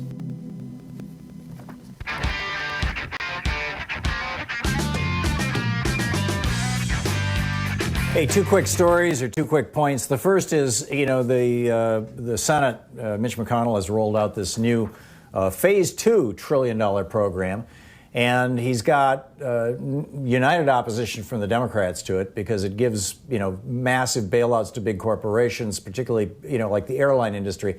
They bought back $42 or $46 billion worth of their own stock over the last 10 years. That's how they use their tax cuts, and that's how they use their profits, rather than creating rainy day funds or anything else, or investing in their business or lowering their prices.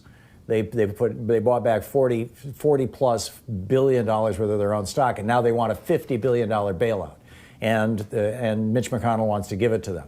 So number one, but not to working people, not to the people in the gig economy. Here's a one-time check, and after that, we're going to let you eat cake. So you've got Democrats who are opposed to it, but you got Republicans who are opposed to it because they're saying we can't afford this. You're going to drive up the national debt. To which I say, why don't we roll back the $1.5 trillion tax cut that Trump and the Republicans pushed through Congress year before last? It's $1.5 trillion. I mean, just roll it back. It was a 10-year tax cut. We're in year 2 of it. Just roll it back. And while you're at it, roll back Bush's tax cut that added another $2.5 trillion to the deficit. And while you're at that, why don't you roll back Reagan's 5 tax cuts? And you'll be back to an economy like we had in the late 70s. And from the 1930s or 1940s until the 80s, you'll be back to an economy that actually works. But no, the Republicans are not interested in talking about rolling back tax cuts. In fact, the Senate legislation increases the tax cuts for corporations. First story. Second story I wanted to share with you is from Time Magazine. A woman named Danny, Danni Askini. She had shortness of breath, a headache, chest pains. So she went to an ER in Boston. They did the flu test, doesn't have flu. They did the coronavirus test. Sure enough, she's got coronavirus. She ended up in the hospital. She went through a rough patch. I mean, this is a really, really brutal disease, and it hurts a lot. But she recovered. And when she recovered, she got home. And when she got home, there was a letter in the mail from the hospital with a bill for $34,927.43. She was between jobs, so she didn't have health insurance. In fact, she was planning on moving to Washington, D.C. to start her new job, which would have had health insurance, but she got sick with the coronavirus, so she ended up in the hospital. And now with this $34,000 bill, $35,000 bill, and pretty soon the hospital is going to sick one of these god-awful collection agencies on her. She's like, I don't know what I'm going to do. But she can't move to D.C. now. Meanwhile, on March 18th, Congress passed the Families First Coronavirus Response Act, which gives free testing. But if you get sick and you end up in the hospital, you're out of luck. And I mean, this is just the whole response of this administration is insanely incoherent. Bill in St. Helens, Oregon. Hey, Bill, what's on your mind today? Hey, Tom. You know, China started using Cosequin and at least one other viral on, wait for it, February 18th. Now, Trump keeps talking about all these public-private endeavors. Why aren't we talking about cooperating, coordinating with all the rest of the countries around the world, establishing some kind of a coronavirus consortium to go after this together? I haven't heard a single word about cooperating. That's how Democrats would have dealt with it. And in fact, that's how George W. Bush would have dealt with it. Let's pull the countries together like he pulled together for his little phony war in Iraq. Donald Trump doesn't know how to do that, Bill. He doesn't know how to play with others. That's the simple answer. And I mean it not in some flippant or ironic way. That's the answer. He literally does not know how to work with other people and is unwilling to. And you know, he would rather blame China than work with China. China is shipping respirators and personal protective equipment and masks and drugs, antiviral drugs, and this quinine variety drug, and plasma from people who have recovered. They're shipping this stuff to Italy and Spain right now. But, you know, the United States, no, we don't need any. We'd rather see American companies make a profit from this, even if it means that we've got to wait 6 months. Bill, thanks for the call. Marilyn in France. Hey, Marilyn, what's going on in France? Hi, I'm just calling to tell you what's happening here. We have a lot of cases. It topped 11,000 this morning. And on Tuesday, on my mobile phone, I got a message from the government that basically said, you have to stay home. The whole country got this. And they actually have police checkpoints. If you go out, there are certain people that are authorized to go out to work, and you're authorized to go out if you need provisions, but only food or pharmacy, basically. Everything else is closed. And at the checkpoints, if you don't have this paper filled out saying why you're out and signing it for each trip, each day, it has to be, you know, a new one. They give you a ticket for 135 euros. I haven't been out. Oh, Italy nailed a whole bunch of people. Just yesterday, it was 700-800 people got ticketed for going out in Italy. They're taking this seriously. Marilyn, what's the population of France? Oh, you know, I just don't know. Yeah, I thought it was. I've been here for 10 years, and I don't know. I thought it was in the high 20 million, but I could be, you know, I think Germany's around 34, 35. You know, they're roughly the size of California, maybe a little bit smaller population-wise. And to we're have a little 11,000 bit behind, cases. Yeah, we're behind Spain and Germany and Italy, of course, in numbers, but the numbers are going up steeply every day. So I imagine it's going to be a couple more weeks before we notice any changes, although I'm fortunate to live in a kind of backwater countryside area. And a friend of mine, his wife is a nurse, and she says at her hospital there are no cases. So we'll see. But yeah. So is testing widespread and easily available? Pardon? Is testing widespread and easily available?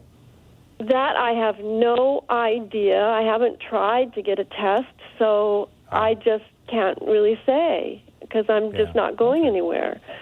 Right. But yeah, we have national health care, which is good. And for example, my husband was in a nursing home for a year, and toward the end, they sent him to the hospital a couple times in an ambulance. And I just got the it's not really a bill, but they send you like a notice of these are the charges that went to the national health care, and it was like 62 euros for an ambulance trip. Wow, that's But remarkable. one thing In that France, I don't hear talked about when we talk about national health care is that in a country like France, the government controls how much can be charged for everything. Right. So there's no price gouging going on. In the United States, we have 2.5 hospital beds per person. We had 1.5 million hospital beds in 1975. Today, we're down to only 1 million because of for-profit consolidation of hospitals all across the country. Yeah. France, on the other hand, has 4.1 hospital beds per 1,000 people. So you're Yeah, in but much you know, better there are shape than we are. pressures here. There are pressures to go the way of the United States, and it's neoliberalism's been France is sweeping behind. Europe. Yeah, I mean, it's worrisome. But hopefully this will be a wake-up call. Yeah, I'm with you. I completely agree. Marilyn, thank you for the call. It's great to hear from you, and thank you for listening to us there in France. Bill in Clifton, New Jersey. Hey, Bill, what's on your mind? Yeah, well, sunlight's the best disinfectant. And for years, they've been using UVC light for disinfecting. As a matter of fact, if you go you're talking about our our new advertiser, yeah. Right, but I'm talking about in general. There are robots that go around hospitals that throw off UVC light that kills viruses. And I just ordered online a handheld UVC light. I don't know, what's. I know you shouldn't look at it or anything, but how long would it take to stand in the sunlight and to be able to disinfect yourself? Or I don't know the answer to that question. But I do, because the UV light that we're exposed to is really, really weak compared to the stuff like in this phone washing basically product. Yeah, good point, Bill. Excellent point. Thanks a lot for the call, Zach in North Hollywood. Hey, Zach, got a minute to the break. What's up? You were going to get me right after the break. Anyway. Oh, I'm sorry. Well, Zach, in that case, let me just put you on hold, and because Sean just told me I got 20 seconds now, and I do want to treat you well. So I will pick you up on the other side of the break. Zach's on line 2, Joyce. A pastor in Louisiana has defied John Bel Edwards. The governor has made a ban on big meetings. This was Tuesday night. He had 305 people come to his service. On a weekend, on an average Sunday, he has 1,000. He told his audience, this was 2 nights ago, he told his audience 3 nights ago, keep going to church, keep on worshiping God. The church is a hospital for the sick. It's a place of healing for the brokenhearted. Well, yeah, in any other time. This is Pastor Tony Spell was doing this. This is incredible. He leads the Life of Tabernacle Church. He said, it's not a concern. The virus, we believe, is politically motivated. I believe the COVID-19 scare is politically motivated. This is a guy who's been watching Fox News. That's a tragedy. You're listening to Thom Hartmann. Visit thomhartmann.com for audio and video archives. We'll be right back with more of your calls on Anything Goes Friday in just a moment.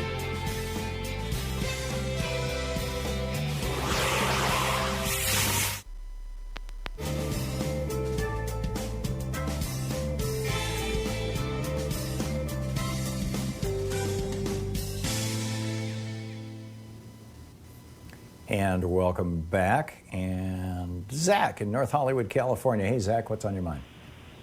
Good morning, guys. My I'm a apologies realist. for losing you, by the way. That's okay. I'm a big Bernie guy, but I'm also a realist. I realize it's probably going to take 50 years to get gas cars and trucks off the road. Also, I think it's going to be more like 5 or 10, but yeah, I get it. Well, I hope you're right. And also that the main component of any economy is the profit motive. I'm not living in la-la land. However, 25 years ago, there was a board meeting at Nike, and everybody was sitting around the table.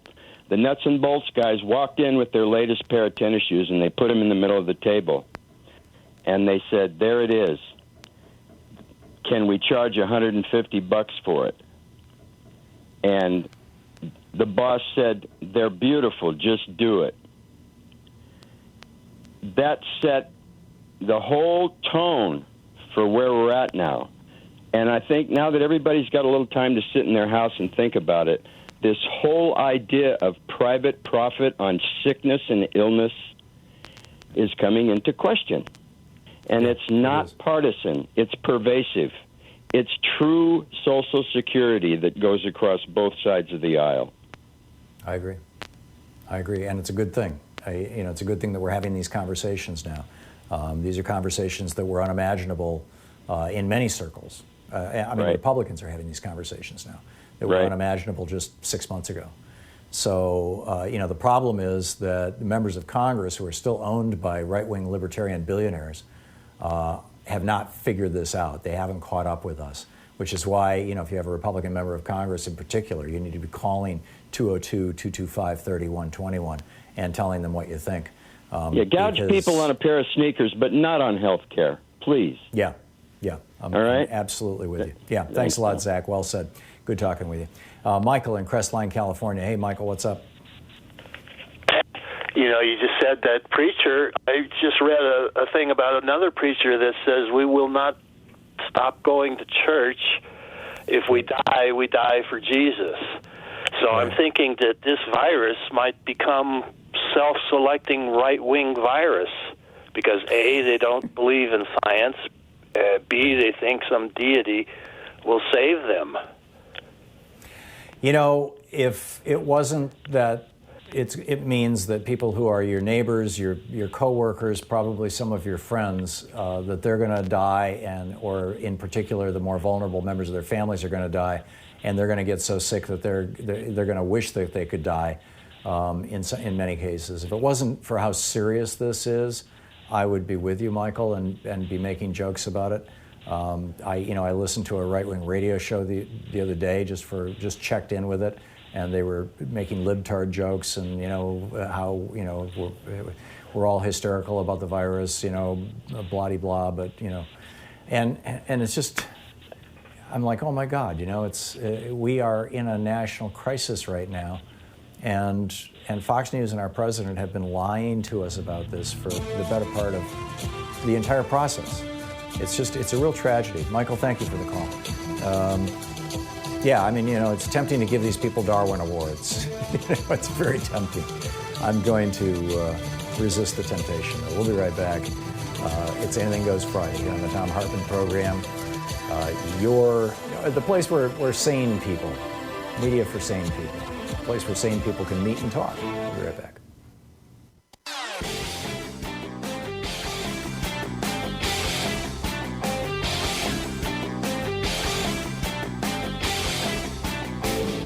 Hey, did you know that Hillary Clinton actually won Pennsylvania, Wisconsin, North Carolina, and Florida in the 2016 election?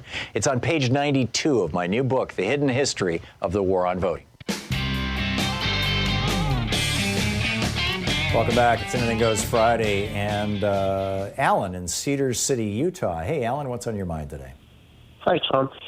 Tom, as people have been saying, if there's a bright side or silver lining to this horrible event, it's that people might start to learn that the government is more important and more useful than we've been told for decades.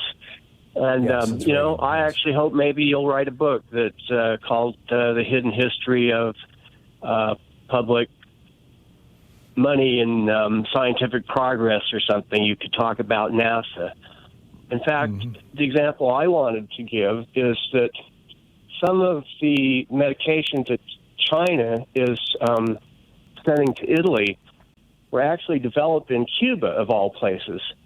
It's just a startling, refutation of the idea that, Cuba's a bad country in certain ways, but the idea that the public institutions can't do anything right,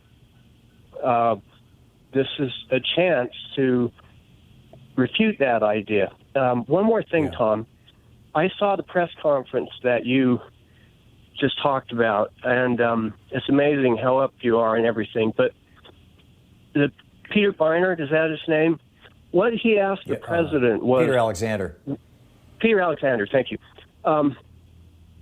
He asked the president if the president wasn't giving everybody false hope by talking about the drug for malaria.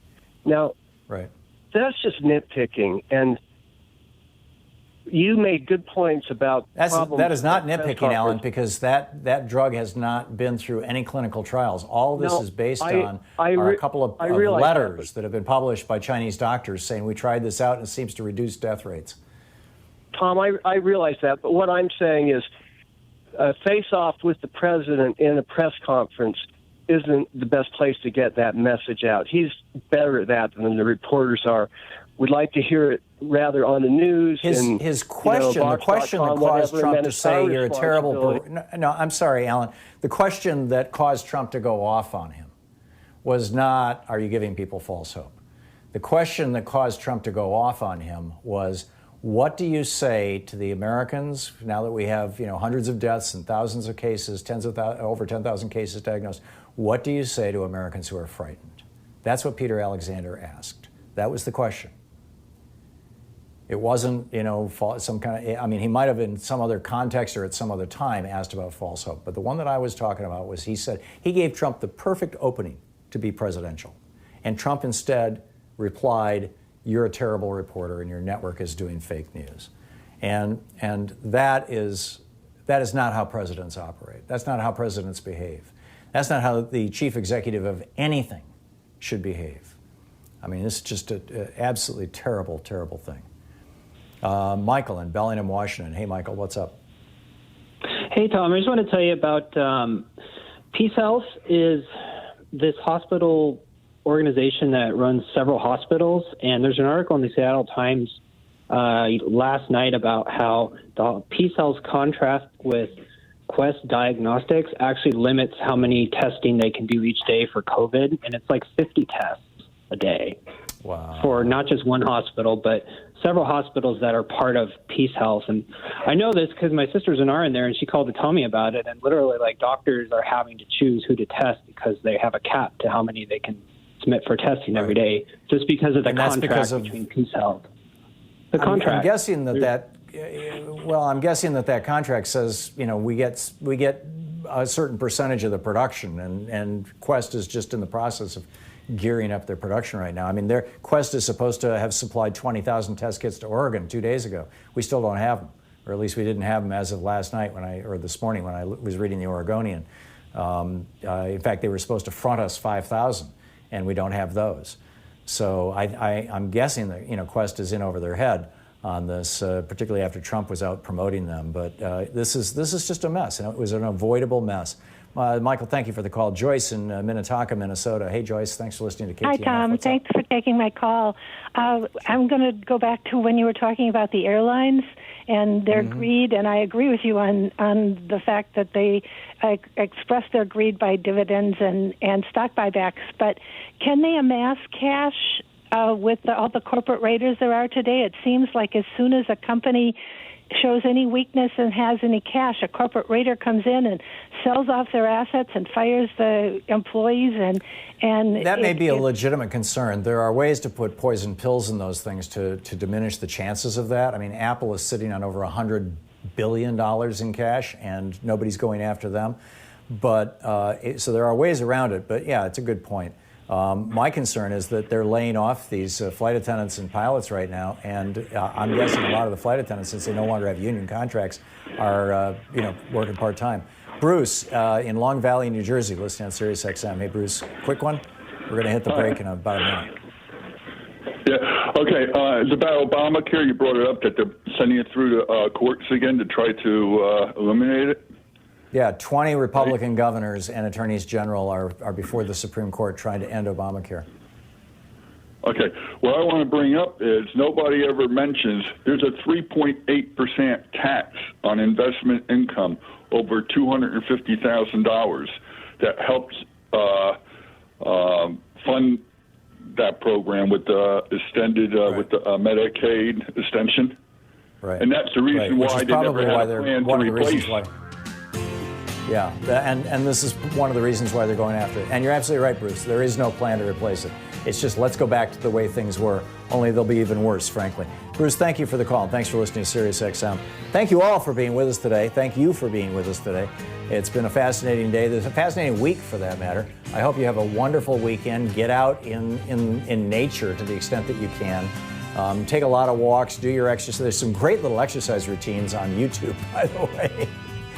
Stay healthy, stay happy, hug somebody if they're close to you, and hug them virtually. Reach out, call somebody, stay in touch. Tag You're It. We'll see you next week. We'll see you on Monday. Have a great weekend. You've been listening to Thom Hartmann. For audio and video archives, visit thomhartmann.com.